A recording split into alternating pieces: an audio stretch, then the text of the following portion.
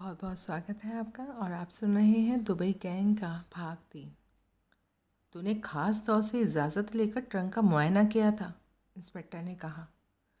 लाश का साहब, ट्रंक का नहीं, ट्रंक की तरफ का, खास तौर से ट्रंक के खुले ढक्कन के अंदर की तरफ का। साहब, शायद कोई उड़ती भटकती निगाह पड़ गई हो। यहाँ जहाँ चौकोर की आउटलाइन है, एक स्टिकर लगा हुआ था। जीत सिंह का दिल जोर से धड़का। तेरे को उसकी कोई खबर नहीं? नहीं साहब, कोई खबर नहीं। झूठ बोलने का अंजाम समझता है, जानता है कहाँ खड़ा है। जीत सिंह ने जवाब नहीं दिया। उसने जोर से थूक निकला। कल तूने अपने मोबाइल से लाश के ट्रंक के फ़ोटो निकाले थे, ठीक? नहीं साहब, नहीं ठीक। मैंने कोई एक झन्नाटेदार थप्पड़ इतनी रफ्तार से आकर जीत सिंह के चेहरे से टकराया कि उसे पता ही नहीं चला कि कब हाकिम का हाथ घूमा। थप्पड़ इतना शक्तिशाली था कि उसे अपनी गर्दन फिरकने की तरह घूमती लगी। वो पीड़ा से बिलबिलाया। हाकिम का हाथ पलटकर उतने ही वेग से उसके दूसरे गाल से टकराया। मैं उस सिपाही को बुलाऊं जिसने तेरे से तेरा मोबाइल छीनकर उसमें से तेरी खींची फ़ोटो इरेज की थी? तो झूठ बोलता रह सकेगा तू? थप्पड़ की मार से जीत सिंह के दोनों गाल ऐसे सुलग रहे थे जैसे उन पर अंगारे रखे हों। पीड़ा के आधिक्य से उसकी आंखें डबडबा आई थीं और वो बड़ी मुश्किल से छलक पड़ने को तैयार अपने आंसू रोक पाया था। उसे जवाब देते न बन पड़ा। सिपाही दिलीप खोटे को ये मालूम था ये नहीं? हाकिम आगे बढ़ा। या उस वक्त भूल गया था कि मोबाइल पर से इरेज किए गए फ़ोटो 1 महीने तक रिसेंटली इरेज्ड के अंडर बने रहते हैं। तेरे साथ भी ऐसा ही कुछ हुआ था, जिसकी वजह से वो फ़ोटो अभी भी तेरे मोबाइल में है। थानाध्यक्ष ने मोबाइल जबरन उसे वापस थमाया। देख। अपनी सख्त लापरवाही के लिए मन ही मन खुद को कोसते हुए जीत सिंह ने मोबाइल थामा। वक्त रहते उसे फ़ोन से खास तस्वीरें इरेज कर देनी चाहिए थी। अब वो कोताही उसके किसी गंभीर अंजाम की वजह बन सकती थी, लेकिन वो भी क्या करता। वो पशेमान था, अंदर तक हिला हुआ था।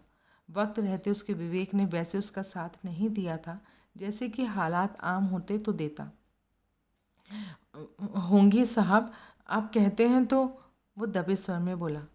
थप्पड़ पहले से ज़्यादा ज़ोरदार थप्पड़ फिर उसके मुंह पर पड़ा। इस बार सच में ही उसकी आंखें छलछलाईं। साला हरामी, अड़वा पट्टा, एहसान करता है मेरे पर। थानाध्यक्ष तिरस्कार भरे लहजे से बोला। कांपते हाथों से जीत सिंह ने मोबाइल रिसेंटली इरेज पर से खोला। उस फोटो पर से खोल, हाकिम का हुक्म हुआ, जिसमें ट्रंक का ढक्कन अंदर की तरफ से दिखाई दे रहा था। जीत सिंह ने वो काम किया। ये देखकर उसका दिल हिल गया कि ढक्कन के भीतर की तरफ स्टिकर मौजूद था।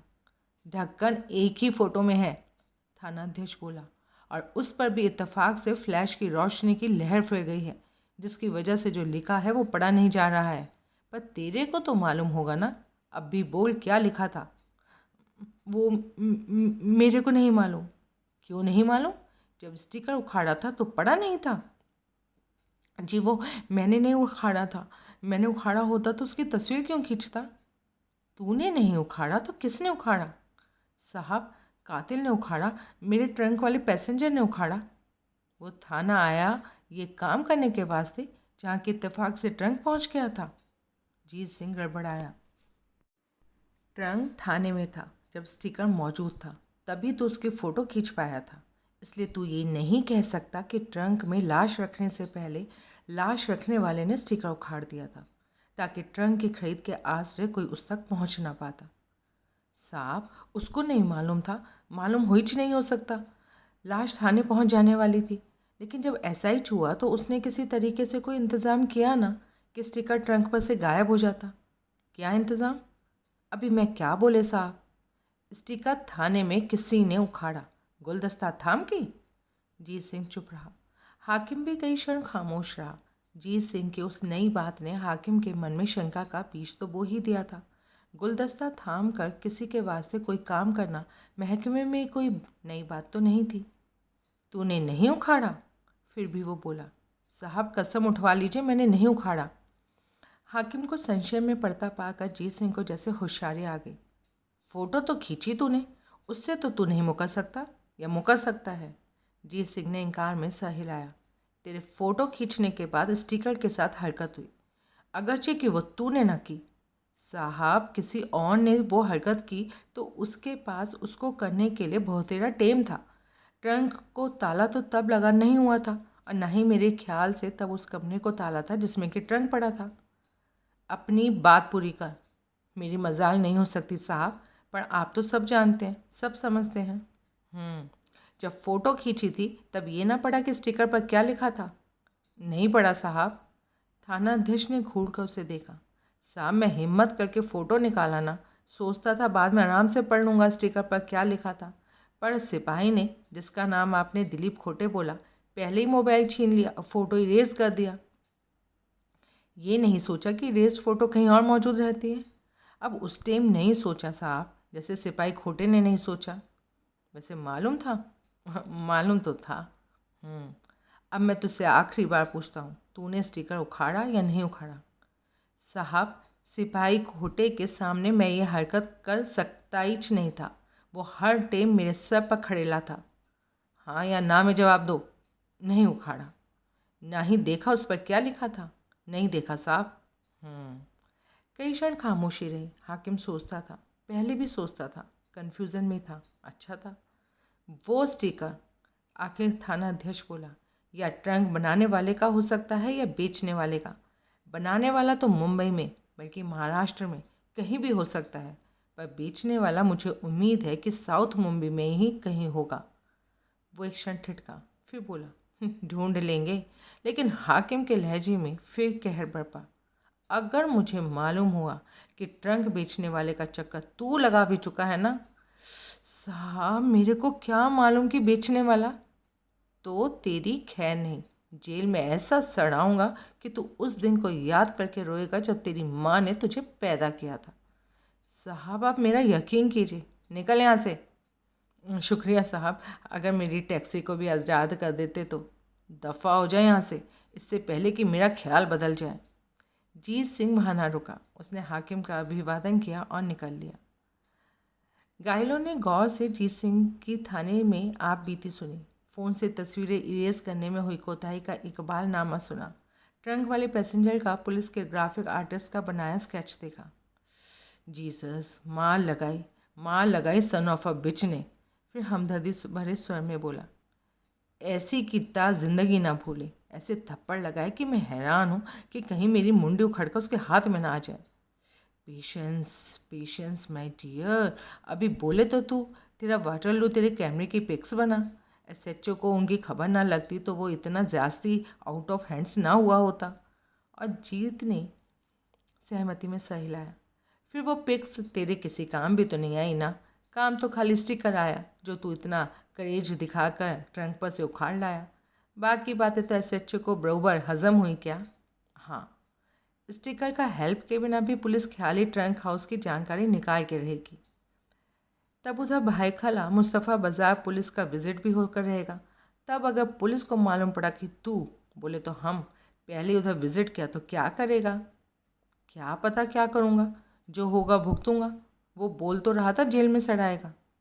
वो तो होते होते होगा ना, उससे पहले अफसर और डंडा परेड करेगा। अरे यार, भुगत लूँगा। Jesus, I am worried. मेरे से जास्ती? Yes yes. जीत सिंह खामोश रहा। कई क्षण वो खामोशी कायम रही, जिसके दौरान दोनों बराबर फिक्रमंद बने रहे। इतने की सिगरेट तक याद ना आया। अभी बोल। आखिर घायलों ने खामोशी भंग की। ये स्केच यूजलेस। इस पर प्रिंटेड फेस तेरे पैसेंजर से नहीं मिलता। मिलता है, बहुत जास्ती मिलता है। बहुत जास्ती मिलता है बोला? हाँ। गुड गॉड जीते, फिर एसएचओ के सामने झूठ क्यों बोला? सच बोलता तो सब सच बताना पड़ता। क्या वांदा था? ये भी कबूल करना पड़ता कि ट्रंक में से स्टिकर मैंने उखाड़ा था। तो भी क्या वांदा था? वांदा था, हाकिम ने अभी थोबड़ा सेका, फिर अक्खा बॉडी सेकता, 2-4 हड्डियाँ तोड़ देता, अंदर कर देता। इडियट का माफिक बोलता है 7 डेज़ में, अभी बोले तो 4 डेज़ में। तू अपने ट्रंक वाले पैसेंजर का पता ना निकाल सका तो सोच फिर क्या होना। तू साला अकेला, पुलिस थाउजेंड्स में, उनका एफर्ट और तेरा एफर्ट साला एक बरोबर। पुलिस ऑर्गेनाइज फोर्स्ड होना, पुलिस के रिसोर्सेज एंडलेंस होना। फिर एसएचओ मेरे को पैसेंजर तलाश करने को क्यों बोला? जीते, पहले और बात थी, अब और बात है। तू हाकिम से ट्रंक के जरिए पैसेंजर की शिनाख्त की स्टोरी शेयर करता तो बात और होती। तो स्टिकर वाली बात वो इग्नोर करता। बड़ी अचीवमेंट सामने हो तो छोटी इंसोलेंस इग्नोर की जाती है। अभी देखना, पुलिस को बुलेट का माफिक, मेरे को सुरवे से खुन्नस। घायलों ने हैरानी से उसका मुंह देखा। क्या बोला? मेरे को उस रंडी के जिन्हें पुलिसिए से खुन्नस, चीटी को हाथी से खुन्नस। साला शुरू से मेरे साथ जानवर की तरह पेश आया, मेरे को स्टाफ के सामने मार लगाई। ये काम अकेले में करता तो मैं छोटे आदमी की नियति समझकर झेल लेता, पर अब नहीं। क्या अब नहीं? अब खुन्नस निकालेगा, चाहे जान चली जाए। चली जाए यारा, बेकार की चीज़ है, कब तक संभाल के रखूं? घायलों ने अवाक उसे देखा। माफिया डॉन अमर नायक की जान होती, पुलिस इंस्पेक्टर सदाशिव राजाराम सुरभि की जान होती तो कोई बात भी थी। जीत सिंह की जान का क्या? साला क्या पिद्दी और क्या पिद्दी का शोरबा। क्या बोला? साला मेरे पंकज में कुछ पड़ा ही नहीं। जीत सिंह का क्या है? हुआ हुआ, ना हुआ ना हुआ। Don't talk nonsense. ऐसे नेगेटिव सोच से तेरा कोई भला नहीं होने वाला। जीते, माय डियरेस्ट फ्रेंड, जो हुआ उसे भूल जा। भूल के क्या करूं? वही जो कर रहा है। अपने पैसेंजर की आइडेंटिटी कंफर्म कर, उसका कोई सॉलिड अता पता निकाल, फिर एसएचओ को सर्व कर। क्या करूं? एसएचओ से खुन्नस निकालने का, पर पता है ही नहीं कि क्या करने का। जीत सिंह खामोश रहा। तू चर्च गेट वाली 15 स्टोरी बिल्डिंग पर फोकस बना के रख। मैं उन 3 भीड़ू लोगों को चेक करता है जिनके एड्रेसेस तू पुलिस स्टेशन से निकाल कर लाया क्या? जीत सिंह ने सहमति में सर हिलाया। घाटकोपर वेस्ट में जगदीश नगर के करीब वो एक 6 मंजिला रिहायशी इमारत थी जो गंगा मैंशन के नाम से जानी जाती थी। उसकी सूरत बताती थी कि अंग्रेज़ के टाइम से खड़ी थी। समुद्री हवा के थपेड़ों से उसकी बाहरी दीवारें काली पड़ चुकी थी, जबकि उनको नियमित रूप से पेंट कराया जाता था। इमारत में कोई चीज़ नहीं थी तो वो लिफ्ट थी, जो शायद इमारत जितनी ही पुरानी चरमराती लिफ्ट की जगह हाल ही में लगवाई गई थी। रात के उस घड़ी 2 बजने को थे। तब इमारत सुनसान थी। सब फ्लैट वासी पुराने दिन को विदा करके आराम की नींद सो रहे थे, सिवाय उन 2 लोगों के जिनके दिन का समापन अमूमन सुबह 4 बजे होता था। इतनी रात गए कोई वहाँ उनके पहुँचने का इंतज़ार कर रहा था। वो कोई एक फैशनेबल ओवरकोट पहने था, सर पर फेल्ट हैट लगाए था और आंखों पर रात की उस घड़ी भी काला चश्मा लगाया था। उसको उन्हीं 2 जनों का इंतज़ार था जिनके दिन का समापन सुबह 4 बजे होता था, लेकिन उस रोज़ की बाबत उसे निश्चित रूप से मालूम था कि वो लोग 2 बजे के करीब लौट आने वाले थे। उन 2 जनों के साथ 2 सशस्त्र बॉडीगार्ड होते थे, लेकिन एक का हमेशा डबल रोल होता था। उसे बॉस के ड्राइवर के तौर पर भी इस्तेमाल किया जाता था। बखिया के निज़ाम में बॉडीगार्ड सिर्फ बॉडीगार्ड होता था। उससे किसी कैसे भी अतिरिक्त काम को करने की अपेक्षा नहीं की जाती थी। बॉस का सामान उठाना, उसके लिए सिगरेट लेके आना बॉडीगार्ड के काम नहीं समझे जाते थे।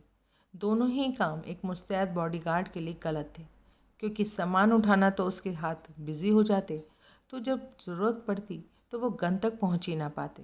सिगरेट लेने जाता तो वो उस दौरान गार्ड करने के लिए बॉडी के साथ ना होता। बतौर ड्राइवर भी उसका दर्जा टोकन गार्ड का ही रह जाता, क्योंकि ड्राइविंग अहम होती। यानी बखिया के निज़ाम में बॉडीगार्ड को ड्राइवर या जनरल हैंडीमैन की तरह नहीं ट्रीट किया जाता था। ना ही उसे इसलिए लापरवाह और अलगर्ज होने दिया जाता था कि अमन शांति का दौर था। कुछ होने वाला तो था नहीं। बखिया जानता था कि दुश्मन के भरपूर वार जैसे कुछ तभी होता था जबकि कुछ ना होता दिखाई देता था। इसी वजह से और ऐसी वजूहात से उसकी बर्दाश्त निर्विघ्न सालों साल चली थी। ये भाईगिरी की वो बारीकियाँ थीं जो खाली बखिया समझता था।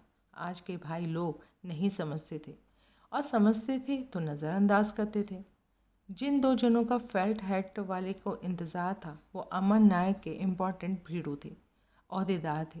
रात की उस घड़ी लापरवाह होना उनसे इसलिए भी अपेक्षित था क्योंकि ना अमर नायक बखिया था और ना ओहदेदार और गार्ड कंपनी के अंडर से चलने वाले खुद कंपनी के सिपा सलार मैक्सवेल परेला के भरपूर सिखाए पढ़ाए भीड़ों थे। गार्ड्स का काम ओहदेदार को सिरे तक तस्दीकशुदा सुरक्षित माहौल में पहुंचाना होता था, जबकि उनके गार्ड कभी उन दोनों के साथ छठी मंजिल तक नहीं जाते थे। वहाँ के फ्लैट में भी एक गार्ड होता था जो हमेशा उन दो कथित ओहदेदारों को सोया मिलता था और कॉल बेल बजाने पर ही उठता था। इमारत की लॉबी खुला दरबार था। वहाँ ना कोई गेट था जो कि रात को बंद किया जाता हो और ना रात की चौकसी के लिए कोई चौकीदार था। एक केयर टेकर वहाँ बराबर था, लेकिन वो दिन को ही उपलब्ध होता था। सुबह 10 बजे आता था और शाम 6 बजे चला जाता था। लॉबी में ही दाईं और एक कमरा था जहाँ कोई काम ना हो तो वो रेस्ट करता, टीवी देखता पाया जाता था। लिहाजा इमारत के बाहर से लेकर टॉप फ्लोर तक जो सिक्योरिटी गैप था उसकी तरफ कभी किसी की तवज्जो नहीं गई थी, लेकिन फेल्ट हैट वाला उस घड़ी उसी सिक्योरिटी गैप को कैश करने के लिए दृढ़ प्रतिज्ञ था। इमारत के सामने टी फॉर्मेशन में एक लंबी सड़क थी जिसका दर्जा इमारत के अप्रोच रोड का था। जिस पर आता कोई वाहन इमारत से दूर से ही दिखाई दे जाता था। फेल्ट हैट वाला इमारत की छठी मंजिल पर मौजूद था। लिफ्ट के सामने और आजू बाजू के दो दो फ्लैट्स के सामने से गुजरता एक गलियारा था जिसके सड़क की ओर वाले सिरे पर एक गलियारे जितनी ही चौड़ी खिड़की थी जो अमूमन खुली रहती थी। वो खिड़की पर मौजूद था और उसकी चौकस निगाह सामने की सड़क पर थी। वो पहले ही मालूम कर चुका था कि जिनका उसे इंतज़ार था वो इमारत के टॉप फ्लोर पर रहते थे। उस फ्लोर के बाकी 3 फ्लैट में से 2 इत्तेफाक से उन दिनों आबाद नहीं थे। आबाद होते तो कोई बड़ा फ़र्क ना पड़ता, पर उनका आबाद ना होना उसके लिए कदरन सहूलियत का बायस था। तभी मोड़ काट कर एक कार सामने की सड़क पर दाखिल हुई। फेल्ट हैट वाले ने आंखें फाड़ कर उसकी तरफ देखा। वो और करीब आई तो उसने उसे पहचाना कि वो भाई लोगों की वही सांत्रो कार थी जिसका उसे इंतज़ार था। लेकिन अभी कोई जल्दी नहीं थी। उसके पास पक्की तस्दीक के लिए अभी काफ़ी टाइम था। कार के इमारत के सामने पहुंचने तक अभी वो खिड़की पर बना रह सकता था। ऐसा हो चुका तो वो खिड़की पर से हटा और निशब्द चलता लिफ्ट के सामने पहुंचा। उसने पाया कि लिफ्ट उस घड़ी चौथे माले पर खड़ी थी। उसने कॉल बटन दबाया तो लिफ्ट का दरवाज़ा ऊपर उसके सामने आकर खुला। बाहर खड़े खड़े उसने लिफ्ट का एक और मंजिल नीचे का कॉल बटन दबाया। नीचे जाने के लिए लिफ्ट का दरवाज़ा बंद होने लगा तो पहले से ही हाथ में तैयार एक लकड़ी का कोई 4 इंच लंबा टुकड़ा उसने बंद होते पल्लों के बीच फर्श पर उनके रास्ते में रख दिया। पल्ले तत्काल रुक गए। दरवाज़ा पूरा बंद ना हो सका। अब जब तक इन दोनों पल्ले आपस में ना मिलते, सर्किट कंप्लीट ना होता और लिफ्ट तब तक उसी फ्लोर पर खड़ी रहती जब तक कि कोई उस मंजिल पर आकर वो विघ्न दूर ना करता जो फेल्ट हैट वाले ने पैदा किया था। कौन आता? केयर टेकर 6 बजे के बाद उपलब्ध नहीं होता था और रेजिडेंट्स तमाम के तमाम उस घड़ी खोड़े बेचकर सो रहे थे। लिहाजा रात के 2 बजे लिफ्ट बिगड़ी पाकर उनको सीढ़ियों के रास्ते अपनी मंजिल पर पहुंचना उनकी मजबूरी था। उसने खिड़की पर जाकर एक बार बाहर झाँका तो कार को वापस लौटती पाया, यानी वो लोग अब लॉबी में थे। वो वापस सीढ़ियों पर पहुंचा और उन पर खामोश कदम डालता तब तक नीचे उतरा जब तक कि सीढ़ियों का मोड़ ना आ गया। वो कुछ क्षण वहाँ ठिठका, फिर सीढ़ियों के वेल के करीब सरक के आया और कान खड़े करके सुनने लगा। आ रहे थे। तब उनके कदमों की आहट से ज़्यादा उनके नशे में डूबे लहजे में आपस में बतियाने की आवाज़ आ रही थी। वो प्रतीक्षा करने लगा।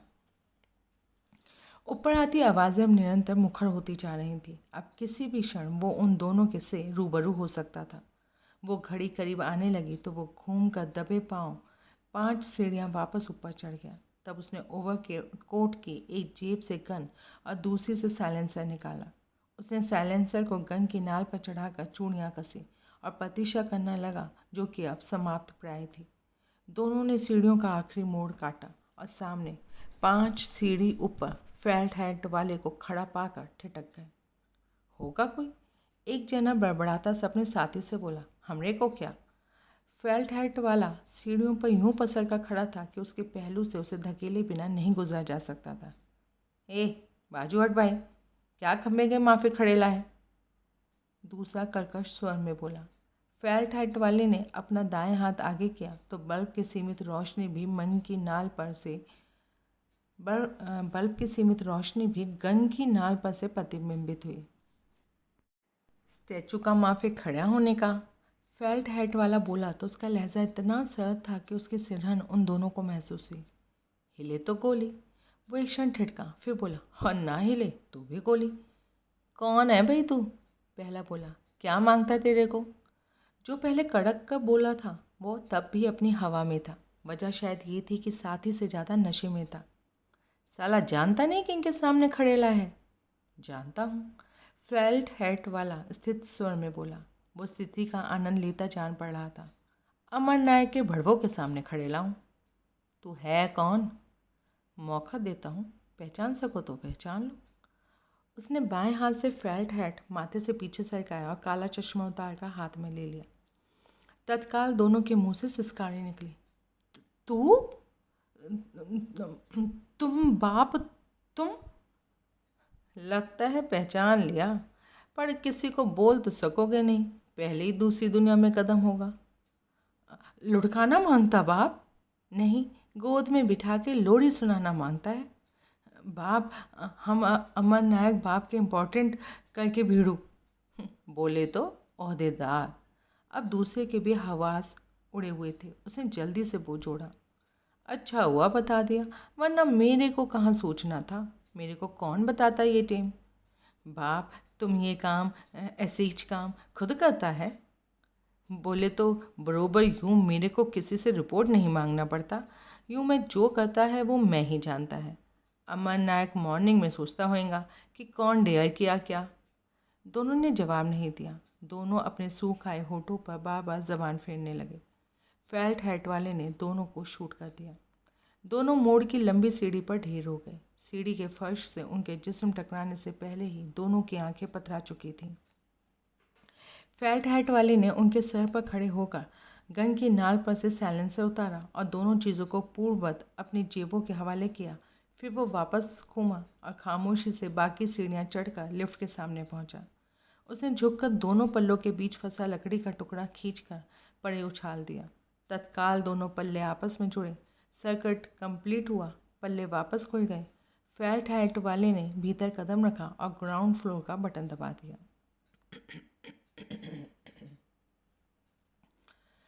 शुक्रवार 10 दिसंबर।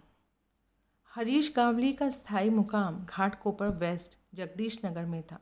वहाँ उसके कब्जे में एक कमरे का किराए का एक फ्लैट था जहाँ वो अकेला रहता था। सिर्फ 2.5 साल उसने शादीशुदा ज़िंदगी का सुख पाया था। फिर बीवी और नवजात शिशु दोनों डिलीवरी के दौरान मर गए थे। अब वो वहाँ अकेला रहता था। पहले ही लेट मैरिज की थी, इसलिए शादी में अब उसकी कोई रुचि बाकी नहीं रही थी। फिर भी कभी कोई ज़रूरत महसूस होती तो पूरी हो ही जाती थी। वो शहरी ऐसा था, ईंट उखाड़ो औरत मिलती थी। वो सुबह 7:30 बजे के करीब डबल रोटी लाने के लिए घर से निकला तो उसके वाकिफ दुकानदार पांडू ने उसे बताया कि रात को करीबी गंगा मैंशन में एक डबल मर्डर की वारदात वाक़या हुई थी। मैंशन के टॉप फ्लोर की सीढ़ियों में वहीं के रहने वाले 2 भेड़ियों को किसी ने शूट कर दिया था। तेरे को कैसे मालूम? गावली ने उत्सुक भाव से पूछा। सारे इलाके को मालूम है। सारे इलाके में वारदात की वजह से सनसनी फैली हुई है। पुलिस भी वहीं है। तेरे को कैसे खबर लगी? जैसे अभी तू आया वैसे इलाके के कई ग्राहक आए ना डबल रोटी बिस्कुट पाव मस्का लेने। सब बोलते थे, सब पूछते थे, पांडू तेरे को खबर लगी रात गंगा मेंशन में क्या हुआ? पांडू तेरे को बोला कोई रात को इधर गोली कांड हुआ, किसी ने 2 भीड़ू पॉइंट ब्लैंक शूट कर दिए। वारदात की खबर कैसे लगी, किसको लगी? भैया अखबार वालों को लगी। सुबह सवेरे, बोले तो 6 बजे के करीब। वही अखबार बांटने आता है।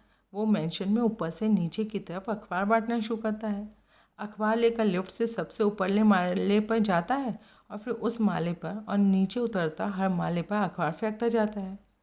तो उसी ने देखा सीढ़ियों पे 2 लाशें पड़े हुए और वो चीखें मारता हुआ खून खून बोलता हुआ वापस भागा। बस फिर क्या था, सारे लोग भीड़ू लोग जो वहाँ पे पहले से थे वो जाग गए, बाहर निकले। उन्हीं में से किसी ने पुलिस को बुलाया। फिर उन्होंने ही लाश की पहचान की। क्या पहचान की? बोले दोनों उसके साहब लोग थे जो रात को लेट आते थे। वो कौन था? भाई जब मरने वाले को साहब लोग बोला तो नौकर ही होगा ना। ठीक, कौन थे साहब लोग, क्या करते थे?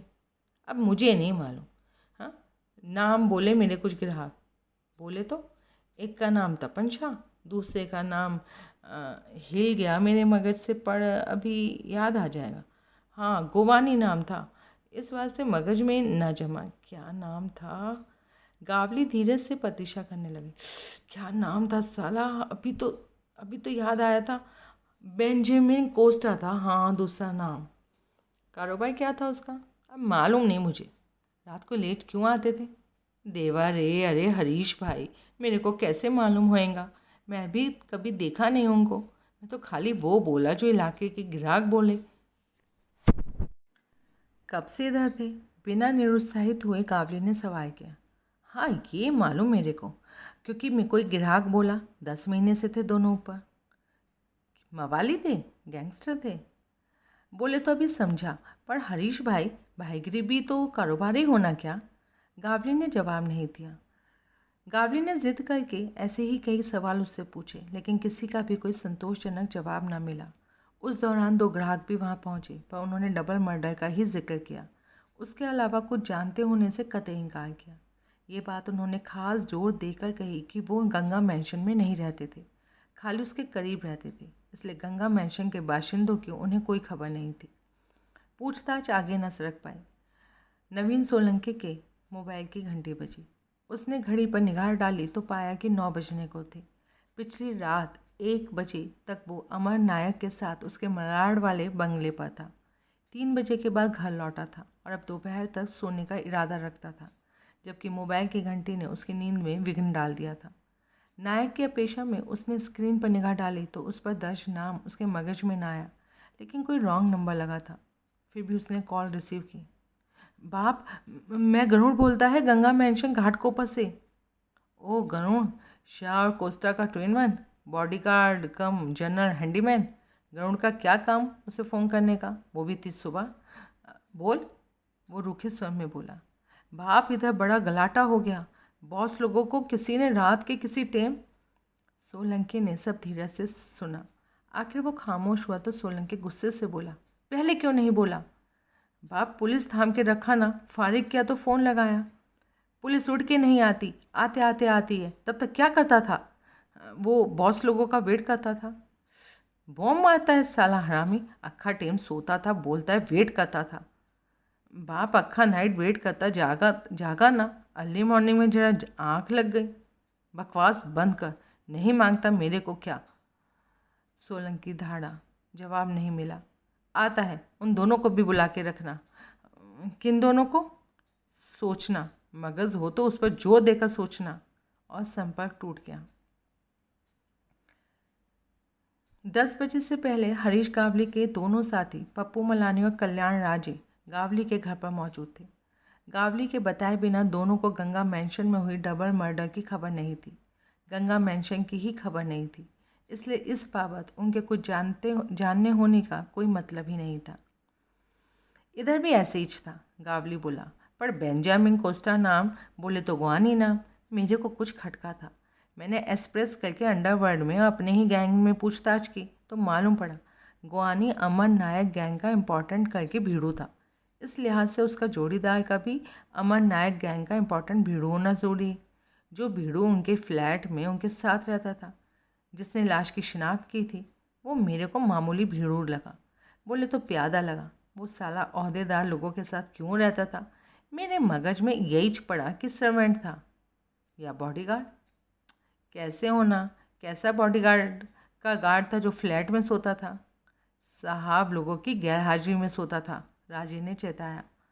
बाहर का उनका कोई दूसरा इंतज़ाम होना, गावली बोला। हाँ, हो सकता है।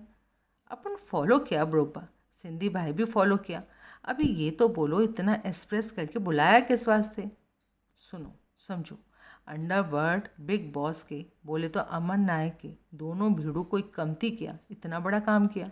अभी बोलो करने वाला कौन? दोनों के माथे पर बल पड़े। हम तो बरोबर नहीं, अपना बॉस रत्नेश पाटिल भी नहीं। होता तो हम ही से बात करता, हम ही को हुक्म देता। ज़रूरी नहीं है, राजेश संजीदगी से बोला। हमारे गैंग में, अपने गैंग में उसके भीड़ू लोगों से भी उसने बात किया तो इस काम को करने के काबिल समझे जाते हैं। सबने बोला उन्हें कुछ खबर नहीं थी, पर 2 भीड़ू कोई कमती तो किया हो बराबर। कौन किया? कोई और गैंग? कौन सा गैंग? हम सबको मालूम कि ये टीम दुबई गैंग के अलावा कोई और गैंग अमन नायक के गैंग के खिलाफ एक्टिव नहीं। अभी बोलो, क्या बोलते हो? किसी की पर्सनल खुन्नस उन 2 से जो लुढ़काए गए, आपसी रंजिश में कत्ल की नौबत है। यानी ये गैंग किलिंग नहीं, गैंग वार का ऐलान नहीं। किसके बीच होएगा? वार का वास्ते कम से कम 2 पार्टी होना मांगता। एक अमन नायक तो दूसरा पार्टी कौन? दुबई गैंग तो हरगिज़ नहीं। हम गावली राजी की तरफ घूमा। तू बोल। मेरे को वहीच बोलने का जो मलानी बोला। पक्की बात? दोनों ने हामी भरी। तो फिर मेरी सुनो, गावली ने निर्णायक भाव से बोला। ये काम हम किया।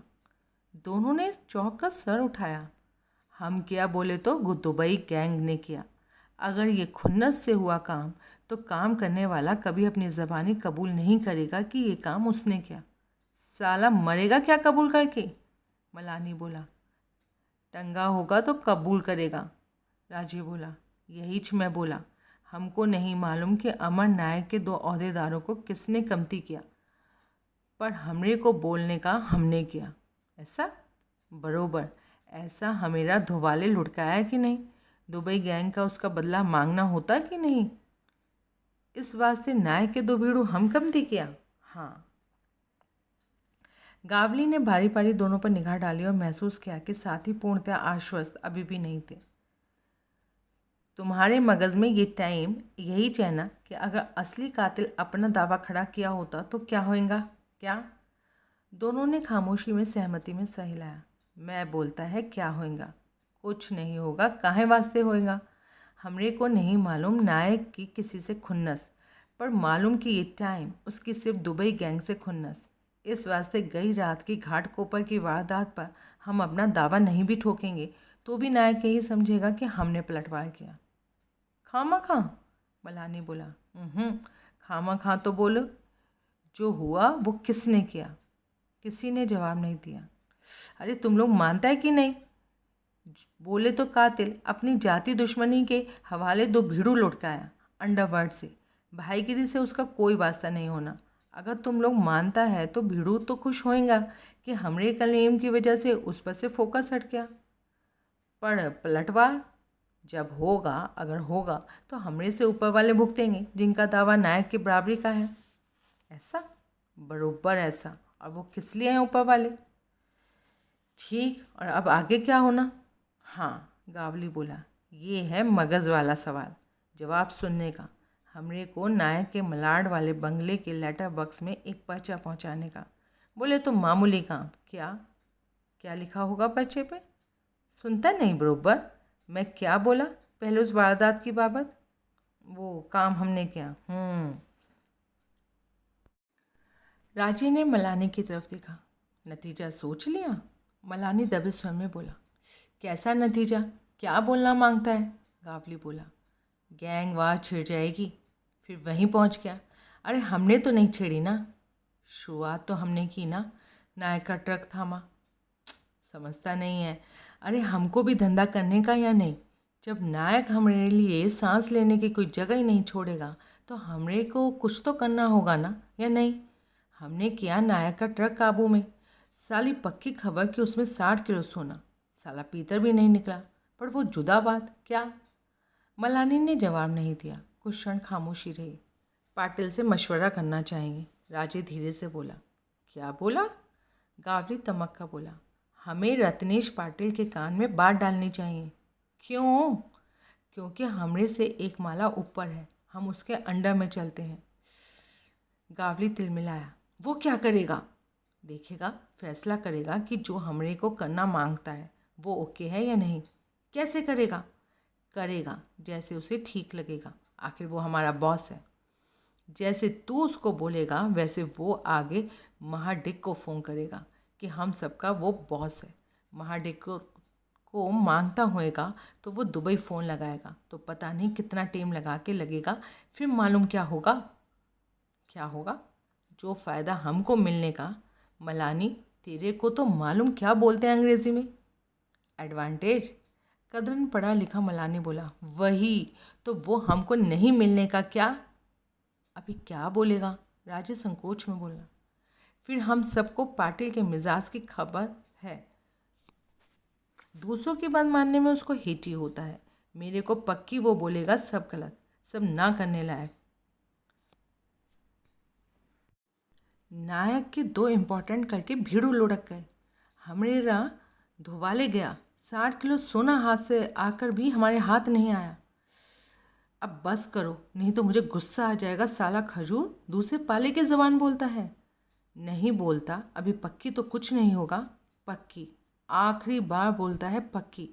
कुछ होगा तो तब होगा जब हमारी चाल का साला कोई उल्टा नतीजा निकलेगा। और अगर ऐसा वैसा कुछ होता है तो मैं लेगा ना सब जिम्मेदारी। अच्छा चलो ठीक है। नवीन सोलंकी गंगा मैंशन के टॉप फ्लोर पर अपने मकतूल ओहदेदारों के फ्लैट में मौजूद था। उसके सामने तीनों बॉडीगार्ड खड़े थे। किसी को उसने बैठने के लिए नहीं कहा था। तीनों बॉस के किसी भी क्षण फट पड़ने के ख्याल से सहमे हुए थे। नाम बोले तो? सोलंकी शांति से बोला। वो तीनों के नाम से वाकिफ़ था, पर यह उसका गंभीर वार्तालाप शुरू करने का अपना स्टाइल था। हिमेश राणे, हिमेश राणे, कबीर, गरुण। जब तीसरा बोलने लगा तो सोलंकी ने उसको ऐसा कहर बरपा निगाह से देखा कि उसने अपना दिल जूते में पहुंचता लगा। तुम दोनों कल रात शाह और कोस्टा के बॉडीगार्ड्स की ड्यूटी पर थे। 2 बजे इधर लौट के आए थे वो। तब इधर फ्लैट तक दोनों के साथ थे। दोनों एक दूसरे का मुंह देखने लगे। जवाब दो। नहीं। कहाँ छोड़ा था? नीचे, इमारत के सामने। क्यों इमारत के सामने? ऊपर साथ क्यों नहीं आए?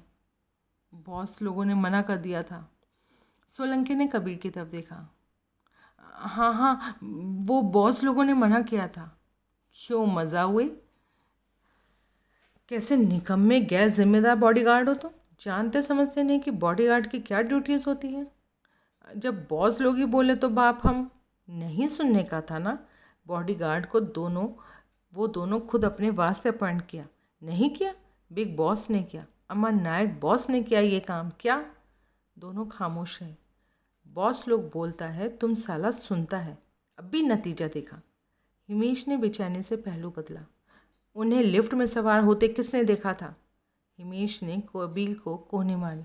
नहीं सर, उन्हें इमारत के सामने उतार कर हम निकल लिए थे। क्योंकि घर पहुंचने की जल्दी थी तुम लोगों को? कबीर का मुंह खुला, बंद हुआ।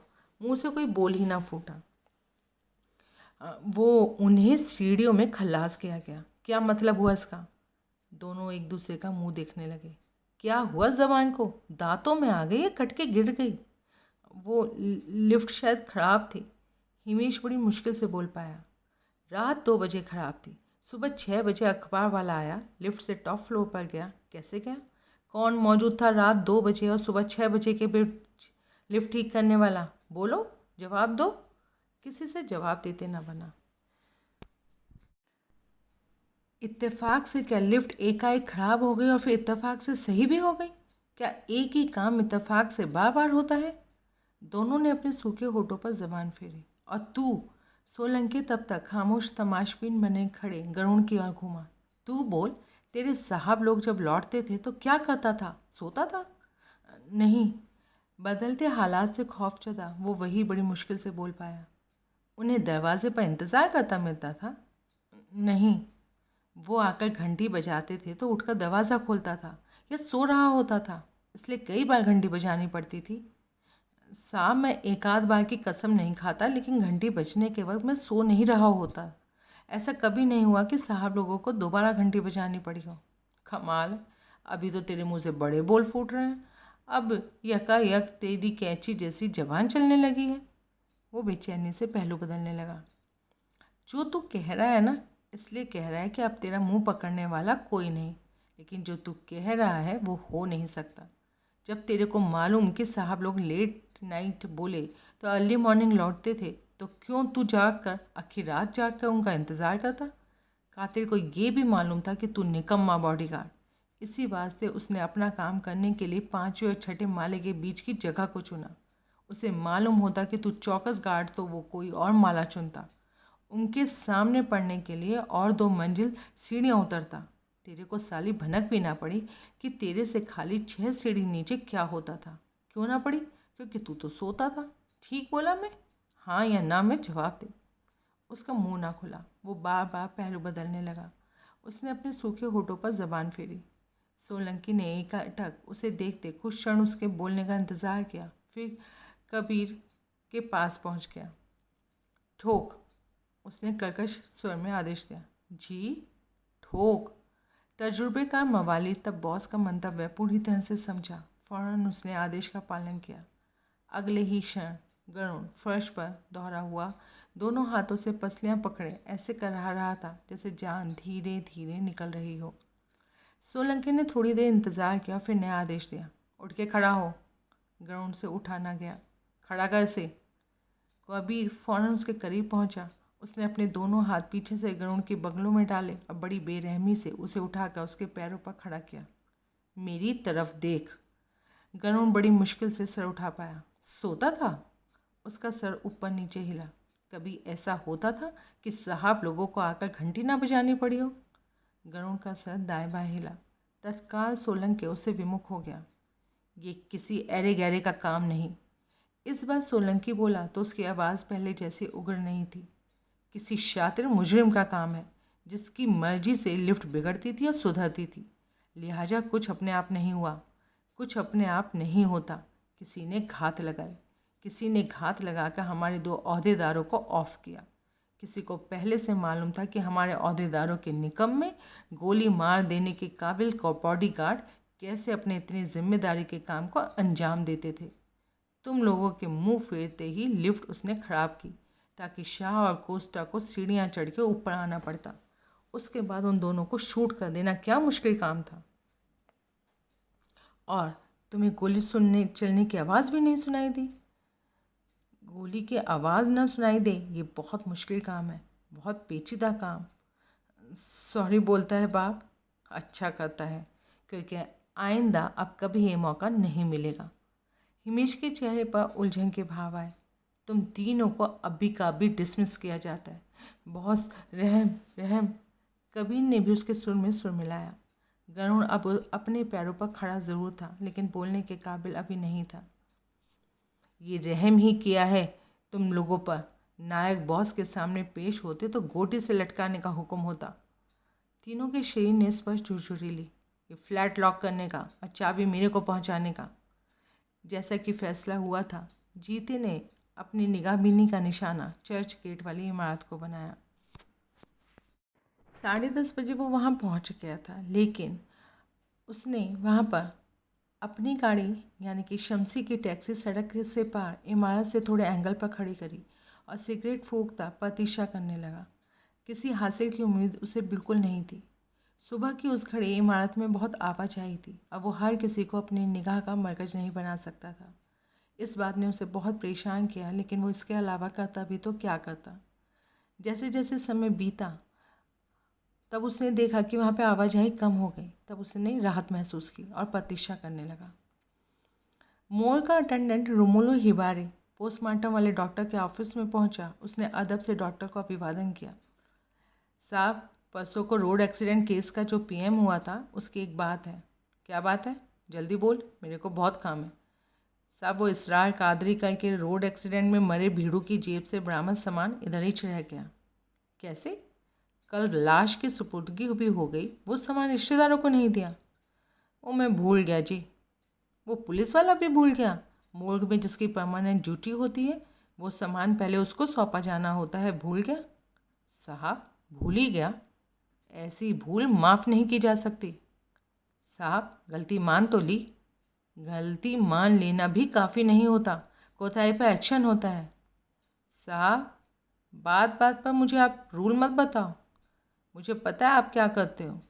अब कोई सुनने वाला देखने वाला नहीं। मैं इस सामान को ले जाकर गटर में डालता है। अब बोलता है मेरे को इस बाबत कोई खबर नहीं। लाश पर से सामान चौकस करना तेरा काम होता है, और पीएम करना साहब आपका काम होता है। क्या बोला? मैं करता ना आपका काम।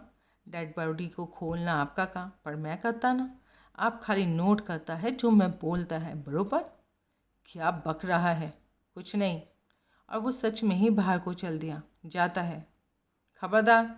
वो ठिठका, घूमा, इधर आ। डॉक्टर पे एहसान सा करता वो मेज के करीब पहुंचा। कहाँ है वो सामान? आपकी टेबल पर रखा था, यहाँ से पता नहीं कहीं उधर गया। क्या पता क्या कह रहा है तू? साहब वो सामान कहाँ है? वो सामान तेरे पास है, उसे लेकर आ।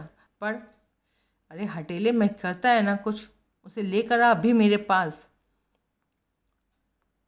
अपने बॉस को नवीन सोलंकी ने सोते से जगाया। अमर नायक क्योंकि रात 2 बजे सोया था, इसलिए अपने निजी भरते बाब्या को सख्त ताकीद करके सोया था कि दिन में उसे जगाया ना जाए, भले ही कितना ज़रूरी काम हो। नौकर के भरपूर विरोध के बावजूद सोलंकी ने नायक के बेडरूम में जाकर खुद उसे जगाया। फट पड़ने को तैयार वो उठा, लेकिन सामने सोलंकी को देखकर कदरन शांत हुआ। क्या हुआ? बहराम जी मर गया? नहीं, अभी इतनी खुशकिस्मती हम नहीं हैं। तो बोलता हूँ, हाँ पूरी तरह से जाग तो लो। क्या टाइम हुआ है? 11। अच्छा बज भी गए। 5 मिनट दे मेरे को। तब तक बाब्या को चाय बोल। जी। 10 मिनट बाद हाथ में चाय के मग लिए दोनों आमने सामने बैठे हुए थे। तब सोलंकी ने गंगा मेंशन का तमाम किस्सा अपने बॉस के सामने सुनाया। नायक ने बिना भड़के बड़े सब्र के साथ सब सुना। उसका नंबर 2 खामोश हुआ तो वो बोला, तीनों गार्ड्स की खबर ली? हाँ, डिसमिस कर दिया। बस? सारी गलती उनकी ही नहीं थी। हमारे ओहदेदार भी उस मामले में अलगर्ज थे, लापरवाह थे। मेंशन के सामने सड़क पर बॉडीगार्ड्स को डिसमिस कर देने का कोई मतलब नहीं था। गार्ड्स को ऊपर छठे माले पर फ्लैट के दरवाजे तक उनके साथ होना चाहिए था और फ्लैट में उनके दाखिले तक रुकना चाहिए था। दूसरे, उन्हें गरुण को फ़ोन करके आना चाहिए था, ताकि वो सो भी गया होता तो फ़ोन सुनने के बाद चाक चौबंद होने फ्लैट की चौखट पर या लिफ्ट के सामने मिलता। बीच में इतना बड़ा सिक्योरिटी गैप था जिसकी तरफ किसी ने तवज्जो नहीं दी सिवाय कातिल के। इस वास्ते तीनों गार्ड्स को कम सजा? जी, क्योंकि हम पिल पिला रहे हैं। ऐसी कोई बात नहीं है बॉस, गार्ड्स के साथ डील करना मेरा कारोबार है। मैंने एन चौकस किया ना अपना कारोबार, जिनकी वजह से हमने 2 ओहदेदार जान से गए, उन्हें जिंदा छोड़ दिया। बॉस, इस वक्त मुद्दा ये नहीं है जिसको लेकर मैंने आपको सोते से जगाया। इस वक्त मुद्दा है कि बाकायदा स्कीम बना के कोई हमारे 2 भीड़ू टपकाया। अब भी बोल, इतना नफीस वार करने वाला कौन? बोले तो हमने 2 इम्पोर्टेंट कर के भीड़ुओं का कातिल कौन? तभी बाप्या वहाँ पहुँचा। नायक ने विघ्न के लिए उस पर आंखें तरेरी तो विनयशील स्वर में बोला, बाप ज़रूरी? क्या ज़रूरी? बोल। ये लिफाफा। उसने हाथ में थमाकर एक डाक खाने के लिफाफे को नायक को दिखाया। बाहर लेटर बॉक्स में पड़ा था। खोल। जी, पहले से खुला है।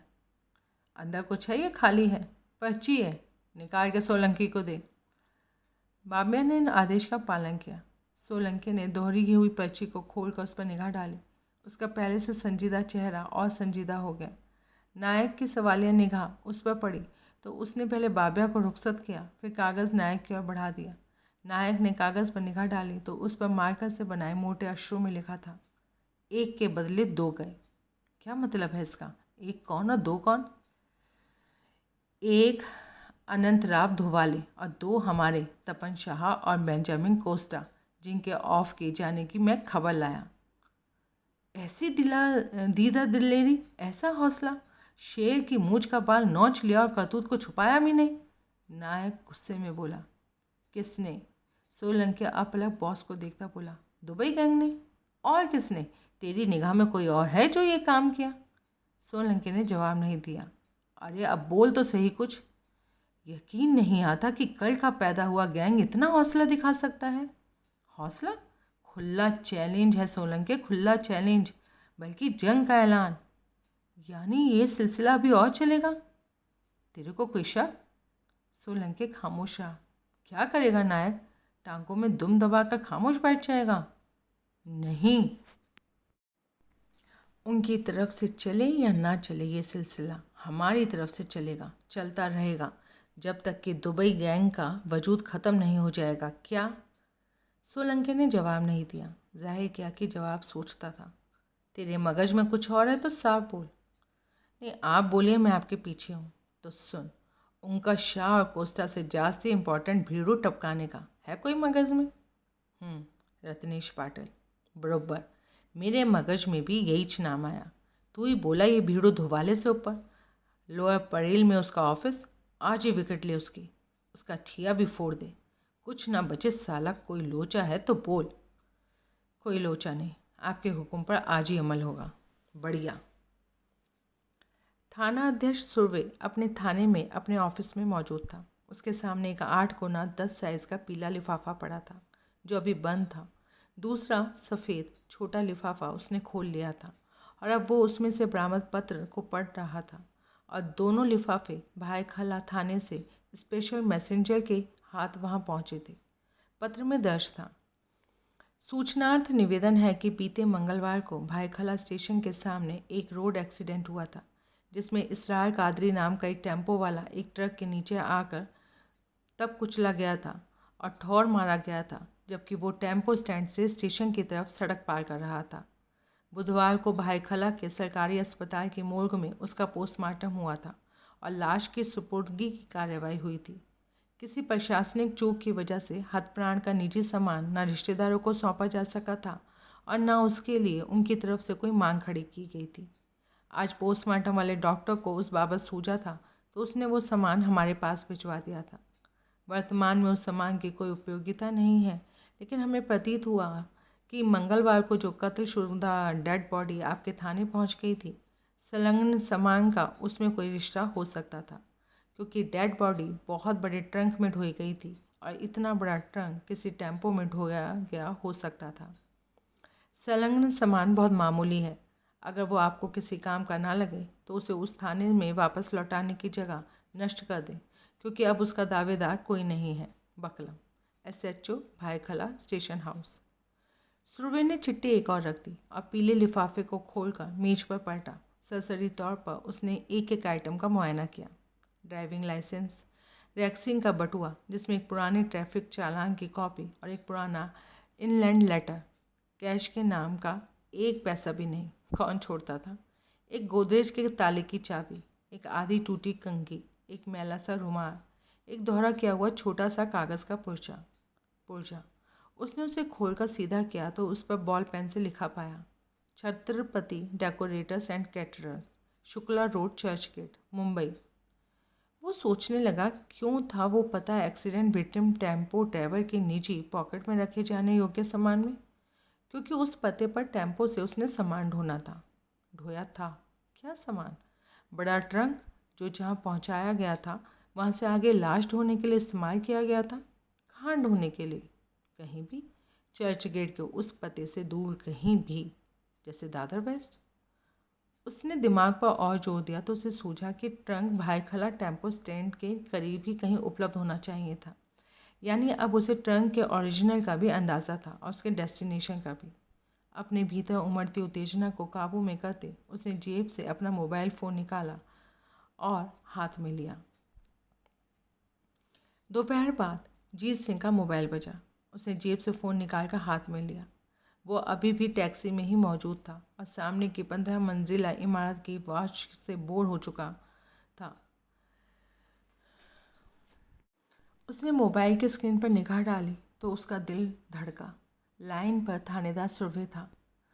जय हिंद बोलता साहब। पर कहाँ को सहमा सा, वो जो कुछ कर रहा था उसके हुक्म पर तो कर रहा था, ज़रूर कोई मामूली बात होगी। उसने अपने दिल को तसल्ली देना चाहा लेकिन महसूस नहीं करी। कहाँ पर है? वो चर्च गेट पर साहब। वो हुक्म 15 मिनट में मेरे पास थाने पहुँच, वरना तेरी खैर नहीं। साहब बात क्या है? 15 मिनट। लाइन कट गई।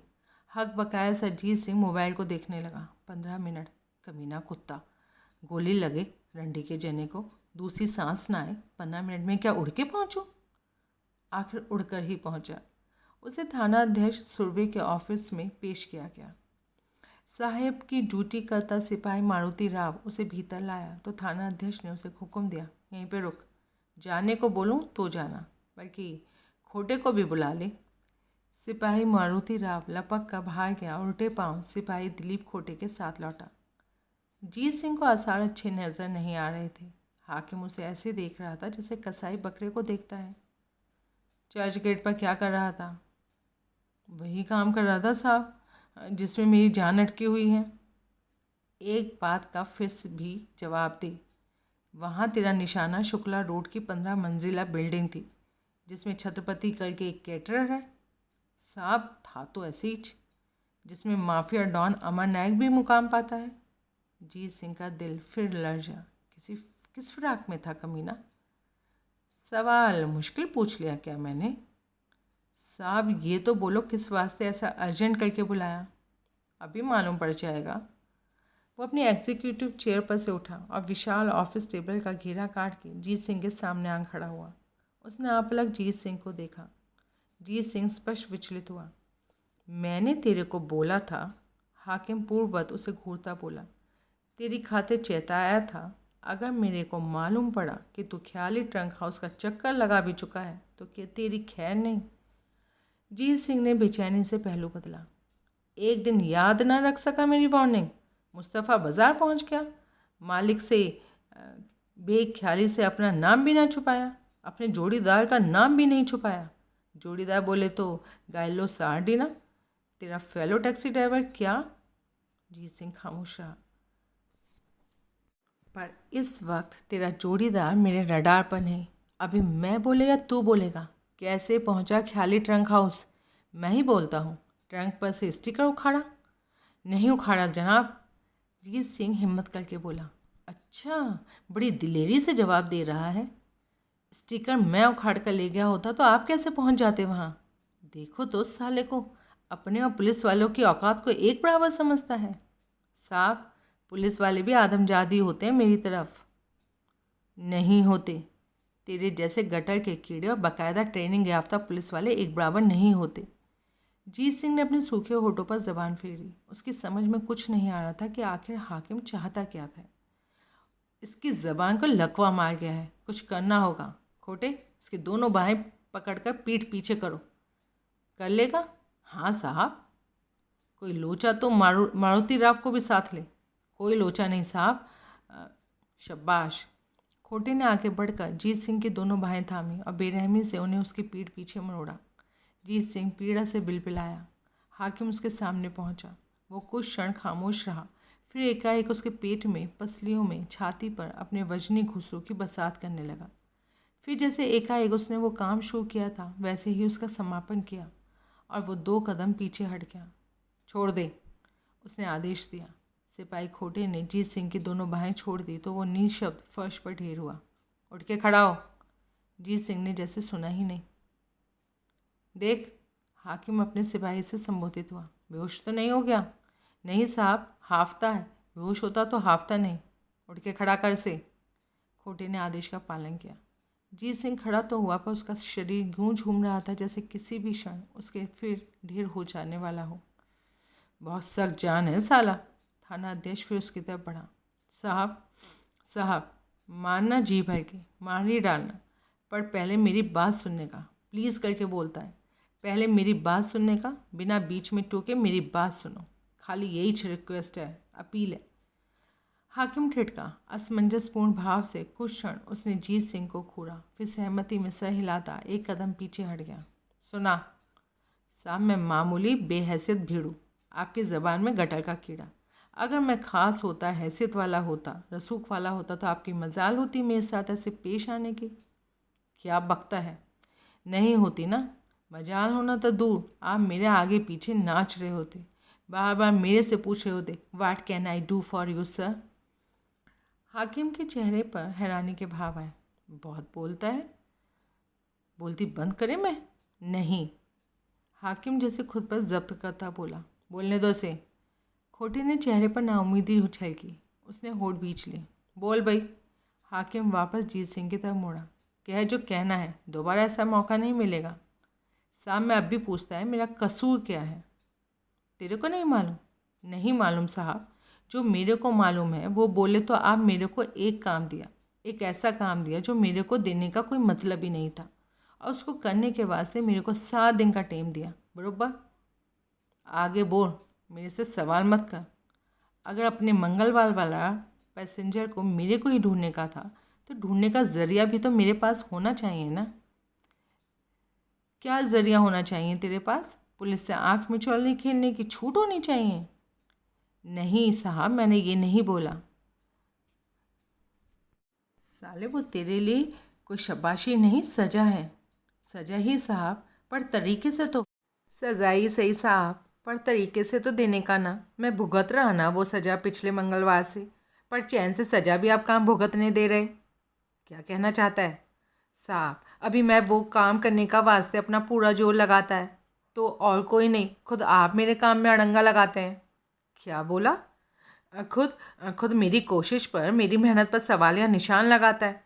इस बात पर आग बबूला होकर दिखाता है कि मैं जीत सिंह, बोले तो मामूली भीड़ू, पुलिस से पहले मुस्तफ़ा बाज़ार क्यों पहुंच गया।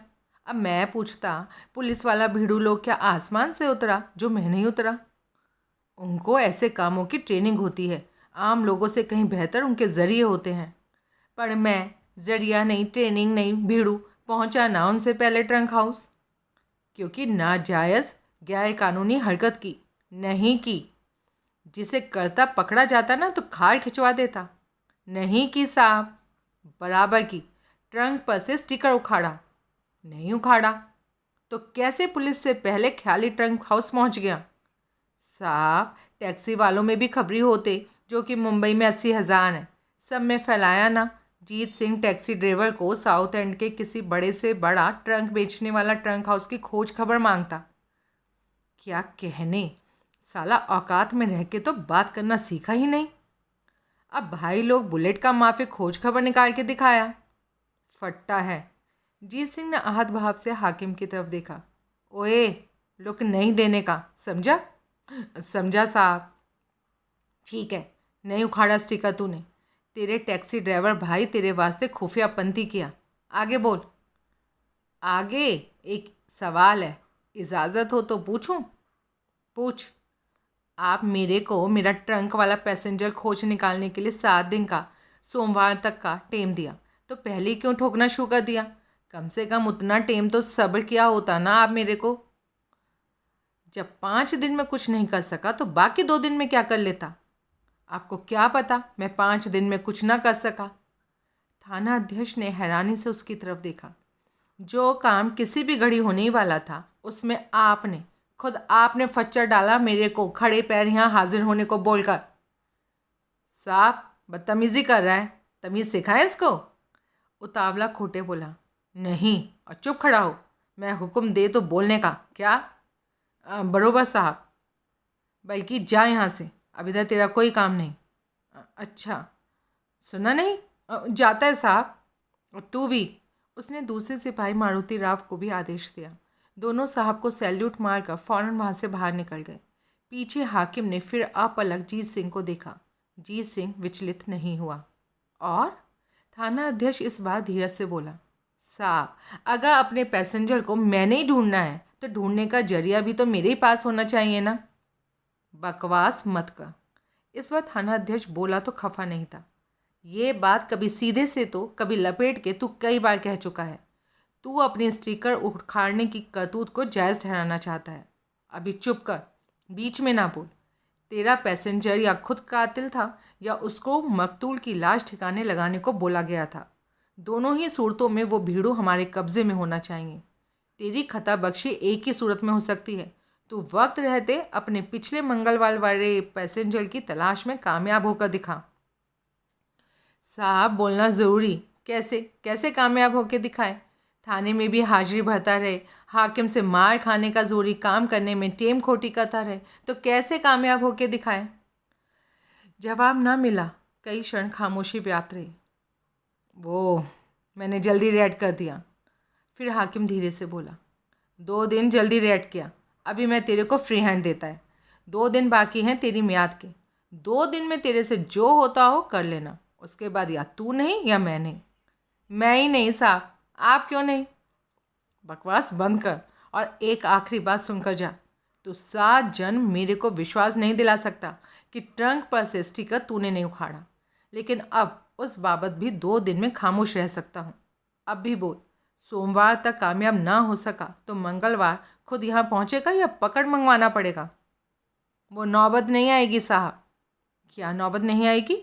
तेरे खुद पहुंचने की या तेरे को पकड़ मंगवाने की? उसने जवाब नहीं दिया। अभी खुद चला जाएगा या हेल्प मांगता है? चला जाऊंगा। बढ़िया, निकल यहाँ से। राजेश डोलस नायक के गैंग का ग्लैमर बॉय था। अभी सिर्फ 35 साल का था, निहायत खूबसूरत था और हमेशा फिल्म स्टार्स जैसी सज धज बनाकर रखता था। उसकी गैर हाजिरी में हर कोई उसे राजेश बेबी फेस डोलस कहकर पुकारता था। सोलंकी जैसा जो कोई एकाध जना उसकी हकीकत से वाकिफ था, वो जानता था कि डोलस दुर्दांत हत्यारा था। आदमजात को ऑफ करना या मक्खी मसलना उसके लिए एक ही दर्जे के काम थे। डोलस अमर नायक के गैंग से जुड़ा हुआ तो था, लेकिन उसका रेगुलर मेंबर नहीं था। सुपारी किलर की तरह वो एक ही क्लाइंट के लिए कॉन्ट्रैक्ट जॉब करना पसंद करता था और उसकी मनमानी उजरत पर गैंग में कभी कोई हुज्जत नहीं हुई थी। सोलंकी की वो निजी पसंद था, इसलिए रत्नेश पाटिल को ऑफ करने का काम उसने डोलस को सौंपा था। ये भी डोलस का स्टाइल था कि वो हड़बड़ी में कोई काम नहीं करता था। वो अपने शिकार की पूरी जानकारी निकाल चुकने के बाद ही स्ट्राइक की दिशा में पुख्ता कदम उठाता था।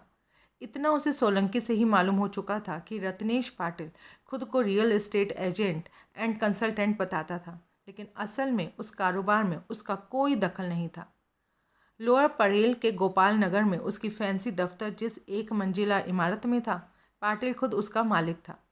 उस रोज़ की पड़ताल में डोलस इतना जान चुका था कि दफ्तर में 2 ही बड़े कमरे थे, जिनमें से फ्रंट वाला रिसेप्शन कम वेटिंग लाउंज था, जिसमें कदम रखने से पहले एक चौड़े बरामदे में से गुजरना पड़ता था।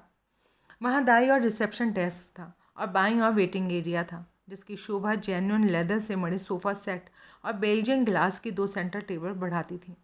रिसेप्शन का लंबा काउंटर भी बेल्जियन ग्लास का था। उसके पीछे जो परम सुंदरी विराजती थी वो जवान थी, हसीना थी और विलिंग थी, और उसका नाम संपदा पसारी था। इस बाबत आस पड़ोस से उसे आम खुसर सुनने को मिली थी कि वो पाटिल की माशूक थी। माशूक क्या, उसकी प्रॉपर्टी थी, संपदा थी। रिसेप्शन से आगे पाटिल का निजी कक्ष था। उसके भीतर झांकने का इत्तेफाक वो नहीं बना पाया था। बीच के दरवाजे की ग्लास विंडो पर भीतर की तरफ पर्दा पड़ा हुआ था, जिसकी वजह से दरवाज़ा खोले बगैर भीतर नहीं झांका जा सकता था। ग्लास विंडो पर अर्धवृत्ताकार शब्दों में ग्लोब रियल एस्टेट एजेंसी लिखा था और अर्धवृत्त के बीच में प्रोपराइटर दर्ज था। उसने उस दरवाजे की ओर कदम बढ़ाया था तो तत्काल रिसेप्शनिस्ट ने उसे टोका। Sir, please come here first. वो घूमकर 2 कदम उसकी ओर फिर बढ़ा और एकाएक बोला, my phone is ringing, I will be back soon. Welcome any time sir. Receptionist को अपनी मीठी मुस्कुराहट से निहाल करता मोबाइल कान से लगाए वो बाहर की ओर बढ़ा। पाटिल के निजी शेड्यूल के बारे में उसे खबर लगी थी कि उसकी वहाँ रोज़ाना की हाजिरी लाजमी नहीं होती थी, लेकिन जब वो आता था तो दोपहर बाद ही आता था। एजेंसी का फ़ोन नंबर बाहर प्रवेश द्वार पर लगे विशाल साइन बोर्ड पर ही दर्ज था, जो कि उसने नोट कर लिया था। डोलस ने देखा था कि उस छोटी सी इमारत में एक रास्ता पिछवाड़े में भी था, जिस पर हमेशा ताला लगा पाया जाता था। वो दरवाज़ा हमेशा बंद रहता बताया जाता था। अपने खबरदार मिजाज के बावजूद जो बात डॉलस नहीं जान पाया था वो ये थी कि उस दरवाजे की चाबी सिर्फ पाटिल के पास थी। वो कभी चाहता तो उस रास्ते से बिना रिसेप्शन पर कदम रखे अपने निजी कक्ष में पहुंच सकता था। यानी वो ताला तभी खुलता था जब प्रत्यक्षता बंद ऑफिस में मालिक का अपनी हसीन तरीन सेक्रेटरी के साथ सत्संग का प्रोग्राम होता था। बहरहाल अब उसे इंतज़ार था अगले दिन का, और इस बात का कि उस दिन पाटिल ऑफिस में कदम रखता था या नहीं। जीत सिंह ने वापस चर्च गेट जाने की कोशिश नहीं की। उसके ऊपर जिस्म का जोर जोर दुख रहा था। बहुत मुश्किल से वो टैक्सी चला पा रहा था। वो वापस चाल पर पहुंचा। अपनी खोली में कदम रखते ही वो बेड पर ढेर हो गया। उसे पता ही नहीं लगा कि कब वो नींद के आगोश में पहुंच गया। शायद बेड पर ढेर होते ही उसकी आंख खुली तो उसने पाया कि गाइलो उसके बेड के करीब खड़ा उसे झंझोड़ कर जगा रहा था। सोने दो यार, वो कुनमुनाया। उसने फिर आंखें मीच ली। जीते 9 बजे हैं। क्या 9 बजे हैं डियर फ्रेंड? वो उठकर बैठ गया और गाइलो को यूं देखने लगा जैसे उसे पहचानने की कोशिश कर रहा हो। मैं 6 घंटे से सोया पड़ा हूँ। ये टेम नहीं है, ये टेम तू जागता है। मस्त है, वो मारता है, तू जिंदा है। साला ये जीना भी कोई जीना है। जीते कोई डिफरेंट करके नशा किया जो फर्स्ट टाइम किया। क्या क्या बोल। मेरे को एक कप चाय पिला सकता है? अभी लेकर आया। वो बाहर टी स्टॉल पर गया और वहाँ से चाय और साथ में एक पाव भी लेकर आया with double helping of butter. सोचा कि 6 आवर से सोता था तो हंग्री भी होएगा। गाइलो ने उसे चाय और पाव थमाया, खुद उसने खाली चाय ली। अभी बोल, क्या हुआ तेरे को? साला मेरे को फीलिंग आता कुछ डेंजर करके हुआ तेरे साथ। तेरी उम्मीद से जास्ती डेंजर करके हुआ। जीसस मसी, क्या हुआ बोलना। जीता सिंह ने बोला। चाय और पाव के साथ ही उसकी स्टोरी खत्म हो गई। सन ऑफ अ वोर, क्रोध से कांपता गाइलो बोला। The lousy two bit son of a whore, I will tear him apart with my bare hands. अरे मैं है ना। साला उठ के खड़ा नहीं होना सकता, बोलता है मैं है ना। बटर वाला पाव खा के ताकत आया ना, बूम मारता है साला। गाइलो, किसी के खिलाफ कोई सीरियस करके स्टेप लेना होना तो 2 ही चीज़ें ज़रूरी, बोले तो हौसला और हथियार। ये टेम में चोट खाए सांप जैसा है, इस वास्ते हौसले की कोई कमी नहीं, पर हथियार की कमी बरोबर। क्या एसएचओ से ही मांगता? माता फिरेला है, बोलता अपना पैसेंजर को फेस करने का वास्ते ज़रूरी। गाइलो खामोश रहा। एक टेम डेविड मेरे को गन दिलाया था, जीत सिंह ने याद करते हुए बोला। लोकल? असली 61 माल, 8 नंबर चप्पल, दाना भी फ्री में। 40,000 में। ये टेम है तेरे पास? जीत सिंह का सर इनकार में हिला। मेरे पास भी नको, पर वांदा नहीं। नेक्स्ट टाइम अफसर मिले तो तू ऐसा कुछ करना कि साला शर्म से मर जाए। मजाक ना कर यार। नहीं करता, तू भी अपने डेंजर इरादे छोड़। इमीडिएट करके कुछ करना ज़रूरी नहीं होना। You better wait and watch. जीते, revenge is better when served cold. तब तक थानेदार मेरी वार्ड लगा देगा। माय डियर, उम्मीद पे दुनिया कायम। अभी फुल 2 डेज़ है ना तेरे पास। जब 5 दिन में कुछ नहीं हुआ तो बाकी 2 दिन में क्या हो जाएगा? We will see. अभी 2 दिन तो चैन करने का। नो? यस, जीत सिंह ने बेमन से बोला। असल में मुझे अब डर लगने लगा है कि मैं वहाँ पर खड़ा उधर देखता हूँ तो कोई पुलिस वाला आकर मेरे गले ना पड़ जाए, फटकार लगाने लगेगा। साला कब से उधर रीछ खड़ेला था। वो तो बोले तो नहीं होने का। क्यों?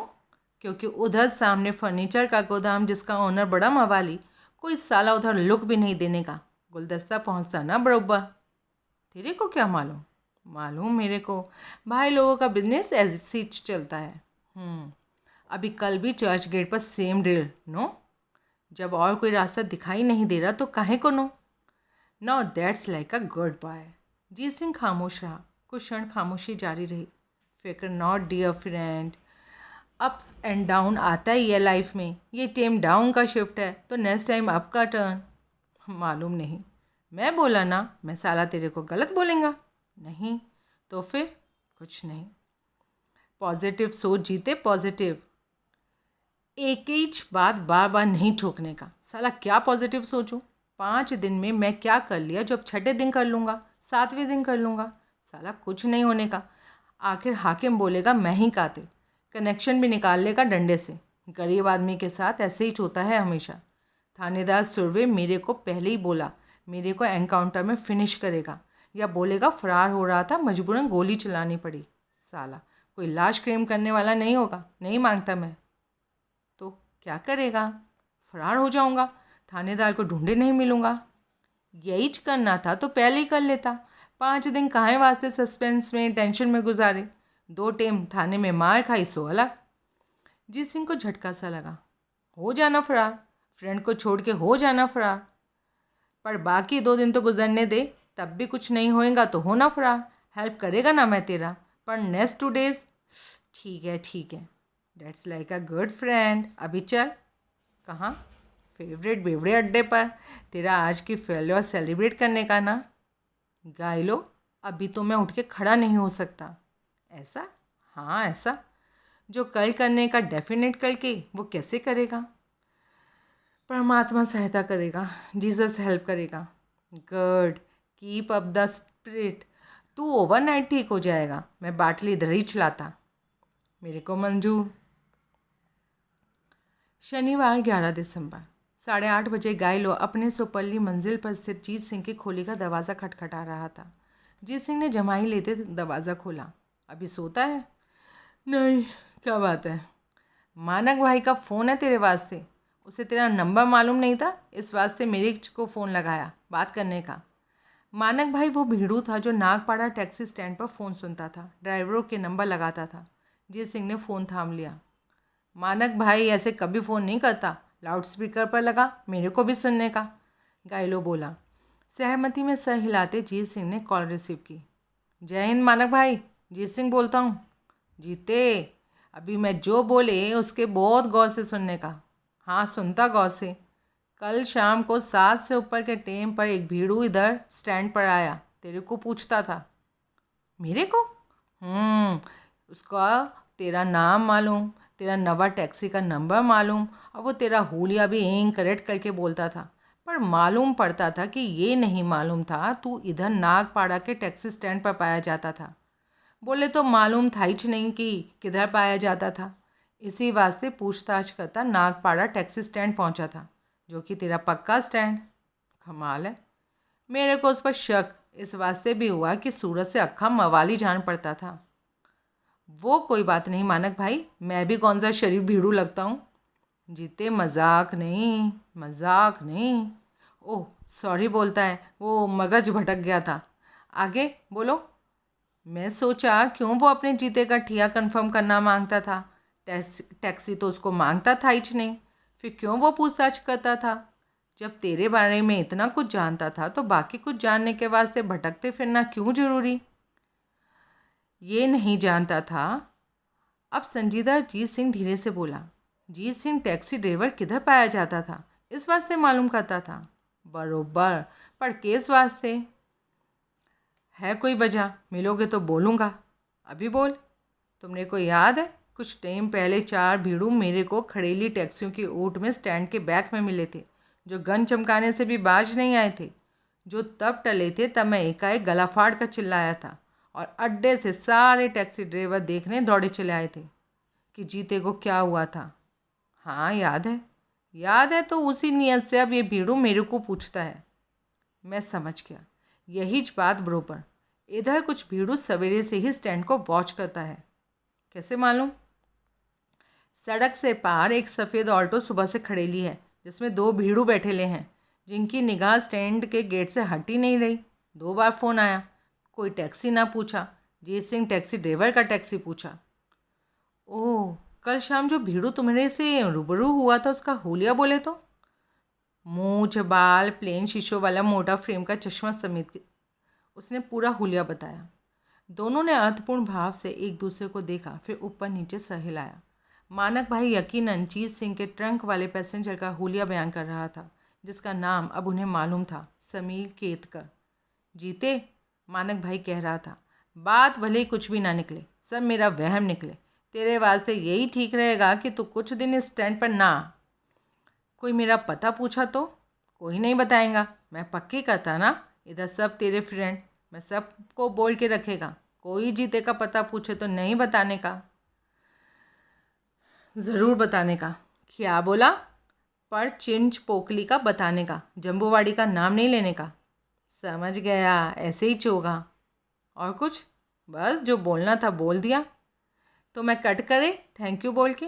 हाँ कर। और लाइन कट गई।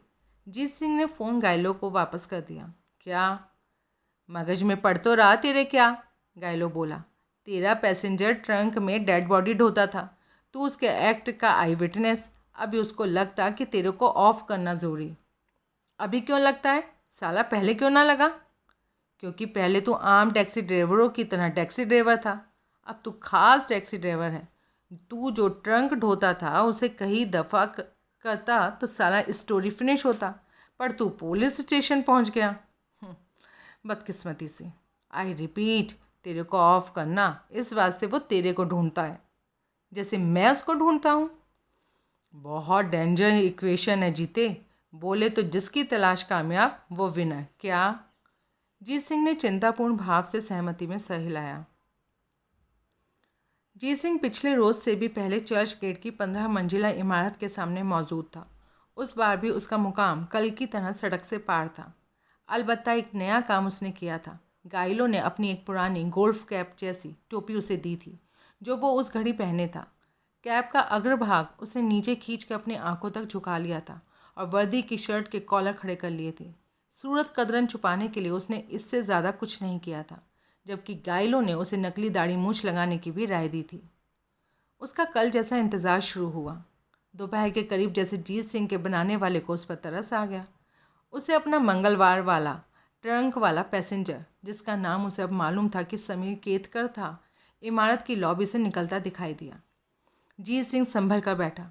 फिर जैसे उसे बौखलाहट का दौरा पड़ा जब उसने पैसेंजर को सड़क पार करता और सीधे उसकी टैक्सी की ओर बढ़ता पाया। उसने अपनी गर्दन वर्दी की शर्ट के उठे हुए कॉलर में और धंसा ली। पैसेंजर करीब आया तो वो पहले ही खड़खड़ाती आवाज़ में बोला, पैसेंजर है बाप, अभी बाजू में किधर गया, वेट करता है। तत्काल उसकी टैक्सी में रुचि खत्म हो गई। वो वापस घूमा तो उसी वक्त उसे सड़क पर एक और टैक्सी करीब आती दिखाई दी। उसने उस हाथ से इशारा किया तो वो तत्काल उसके पहलू में पहुंचकर रुक गई। उसने अपनी और की आगे की खुली खिड़की तक झुककर ड्राइवर को कुछ बोला और फिर पिछला दरवाज़ा खोलकर भीतर बैठ गया। ड्राइवर ने खुली खिड़की में से ही हाथ निकालकर मीटर डाउन किया और टैक्सी आगे बढ़ा दी। जीत सिंह को ने अगली टैक्सी को थोड़ा और आगे निकल जाने दिया, फिर खामोशी से अपनी टैक्सी उसके पीछे लगा ली। राजेश डोलस ने सुबह 10 बजे ही अपने भरोसे के 2 आदमी ग्लोब रियल एस्टेट एजेंसी की निगरानी पर लगा दिए थे, ताकि अगर पाटिल के पांव ऑफिस में पड़ते तो उसे तुरंत खबर मिलती। 1 बजे वो खबर उसे मिली थी। उसके एक फील्ड ऑपरेटर ने मोबाइल पर उसे बताया था कि पाटिल वहाँ पहुँचा था, लेकिन अपनी कार पार्किंग में खड़ी करके बिना अपने ऑफिस का रुक के पैदल चलता करीबी मार्केट में गया था, जहाँ जाने का उसका मकसद कोई छोटी मोटी खरीदी ही था, जिसमें कि वो अभी भी बिजी था, जबकि फील्ड ऑपरेटर ने उसे फ़ोन पर वो खबर दी थी। डोलस लोअर परेल से करीब ही आदर्श नगर में रहता था। 10 मिनट में वो गोपाल नगर पहुँच गया। उसे उम्मीद थी कि उसे ग्लोब एजेंसी पर पहुँचा पाकर उसके दोनों ऑपरेटर, दोनों नहीं तो कोई एक, जहाँ भी होंगे उसके पास पहुँच जाएंगे, लेकिन ऐसा नहीं हुआ। उसने मोबाइल पर दोनों का नंबर ट्राई किया तो जवाब न मिला। घंटी बजती रही, कॉल रिसीव नहीं हुई। होगी कोई बात, उसने मन ही मन सोचा। आजकल सेंट्रल मुंबई में सिग्नल की प्रॉब्लम थी, इसलिए कभी फ़ोन पर जवाब ना मिलना कोई बड़ी बात भी नहीं थी। उसने ग्लोब एजेंसी के ऑफिस वाली इमारत में कदम रखा। आगे रिसेप्शन हॉल में दाखिल होने से पहले उसने अपनी ever lucky recoil operated magazine fed self loading 9mm pistol अपने हाथ में ली। रिसेप्शनिस्ट अपने डेस्क पर मौजूद थी। आगंतुक को देखकर उसके होठों पर सजावटी मुस्कुराहट यूं चमकी जैसे स्विच ऑन करने से बिजली का बल्ब जलता है। डोलस ने कुछ क्षण उसे नज़रअंदाज किया और भीतरी दरवाजे की तरफ निगाह दौड़ाई। दरवाजे की ग्लास विंडो पर भीतर की तरफ से पर्दा गिरा हुआ था। वेलकम सर, सुंदरी बाला यूँ आग्रहपूर्ण स्वर में बोली जैसे उसे याद दिलाना चाहती हो कि उसने रिसेप्शन डेस्क तक पहुंचना था। लंबा डगभरदार डोलस रिसेप्शन पर पहुंचा। Thank you. By the way, ये बीच के दरवाजे की ग्लास विंडो का चिक जैसा पर्दा ये हमेशा गिरा ही रहता है, वो सहज भाव से बोला। हमेशा नहीं। बोले तो बॉस की मर्जी, चाहे तो गिरा रहता है चाहे तो उठ जाता है। पर्दे में ऐसी क्या दिलचस्पी है आपकी? कोई नहीं। तो फिर अभी मेरी बात गौर से सुन। मेरे पास एक आला है जो बात गौर से सुनने में मदद करता है। आला? ये, डोलस बोला। उसने युवती की तरफ गन तानी। इसमें 13 तक बुलेट चलती है, जबकि तेरे लिए एक ही काफ़ी होगी। क्या? सर, इसे परे कीजिए। मेरे को डर लगता है। मुझे मालूम है मजाक कर रहे हैं, पर फिर भी मेरे को डर लगता है। यही मांगता है मेरे को। अभी बोल, वो तेरा बॉस भीतर है? नहीं। कहाँ है? उसने जवाब नहीं दिया। व्याकुल भाव से उसकी आंखों की पुतलियाँ अपनी कटोरियों में आजू बाजू घूमी। जवाब दे। आपके पीछे खड़े हैं। डोलस के सर से पांव तक ठंडक की लहर दौड़ गई। सब प्रयास वो वापस घुमा। पाटिल वाकई उसके पीछे खड़ा था। उसके हाथ में ग्लोव पिस्टल थी और नेवर फेलिंग मास्टर असासीन उसके निशाने पर था। ग्लोक? वो सहज स्वर में बोला। Made in Austria, police favourite. इसकी ट्रिगर बहुत लाइट है, फूंक से चलता है। डेमोन्स्ट्रेशन मांगता? डोलस बड़ी मुश्किल से इनकार में सर हिला पाया। गुड। गन काउंटर पर। ट्रिगर पर उंगली दिखाई ना दे। उसने आदेश का पालन किया। पाटिल के इशारे पर युवती ने कांपते हाथों से गन उठाई और नाल का रुख डोलस की तरफ किया। शायद जानना चाहो कि तुम्हारे दो साथी जो इधर की निगाह भी नहीं करते थे, बाहर बरामदे में मरे पड़े हैं। डोलस का पहले से फक चेहरा और भी फक हो गया। कौन हुक्म दिया मेरे को टपकाने का? नर्वस भाव से बार बार अपने सूखे होठों पर जबान फेरता डोलस खामोश रहा। वांदा नहीं, जवाब मेरे को मालूम। उसने गन का ट्रिगर खींचा। डोलस निशब्द कालीन पीछे फर्श पर ढेर हुआ। उसे पता ही ना चला कब उसकी रूह ने जिस्म से किनारा किया। आगे जो हुआ पूरी खामोशी से मशीनी अंदाज में हुआ। दुबई गैंग के 3 प्यादे वहां पहुंचे। उन्होंने डोलस की स्विफ्ट कार में 3 लाशों को लादा। एक प्यादा स्विफ्ट की ड्राइविंग सीट पर बैठा। उसको कवर देने के लिए 2 प्यादे उससे उस रिट्स में सवार हुए जिस पर कि वो वहां पहुंचे थे। 20 मिनट में swift Shukla Road Churchgate की 15 मंजिला इमारत के एक बंद शटर के सामने लावारिस खड़ी थी। पीछे ग्लोब रियल एस्टेट एजेंसी के बंद ऑफिस पर नोटिस लगा था। ऑफिस अनिश्चित काल के लिए बंद है। समीर केतकर की खुशकिस्मती थी कि वो नवीन सोलंके का भरोसे का आदमी था। उस भरोसे ने ही उसे अमर नायक के गैंग में तरक्की करने का मौका दिया था। धोवाले के अगवा का काम भी खास उसे इसलिए सौंपा गया था क्योंकि खुद सोलंके ने उसकी मजबूत सिफारिश की थी और उसने उस काम को बेहतरीन तरीके से अंजाम देकर दिखाया था। नायक के बुधवार को मिजाज से वो हैरान था। अपनी निगाह में लाश के हैंडलिंग के मामले में उससे मामूली गलती हुई थी कि उसने पूर्व स्थापित ढंग से लाश को ठिकाने नहीं लगाया था। ऐसा न करने की जो वजह उसने बताई थी वो दुरुस्त थी, सटीक थी, लेकिन उसकी बदकिस्मती थी बिग बॉस की नाक नीचे नहीं आई थी। उसे 4 दिन में टैक्सी ड्राइवर को तलाश करके उसकी विकेट लेने का हुक्म हुआ था। अब उस मियाद में वो आखिरी दिन बाकी था और वो टैक्सी ड्राइवर जीत सिंह का कोई अता पता नहीं निकाल पाया था और ना ही लगता था कि बाकी बचे दिन में वो निकाल पाता। अब बाकी के दिन में वो अपना अभियान में सफल ना हो पाया तो नायक की सनक का कोई भरोसा नहीं था। सोलंके की हिमायत के बावजूद उसे कड़ी सज़ा मिल सकती थी, जो कि सज़ाए मौत भी हो सकती थी। इतनी बड़ी सज़ा के ख्याल से उसका दिल दहलता था। शाह और कोस्टा के कत्ल की रूह में नायक का मिजाज गर्म था और वो किसी भी करवट टिक सकता था। 4 दिन की मोहलत ख़त्म होते ही बिना किसी वार्निंग के, बिना किसी नोटिस के बिग बॉस उसे ऑफ करवा सकता था। आम हालात में शायद रहम की दरख्वास्त चल जाती, लेकिन अब उसका कहर बरप के रहता, इस हद तक कि वो अपनी डिप्टी सोलंके की भी ना सुनता।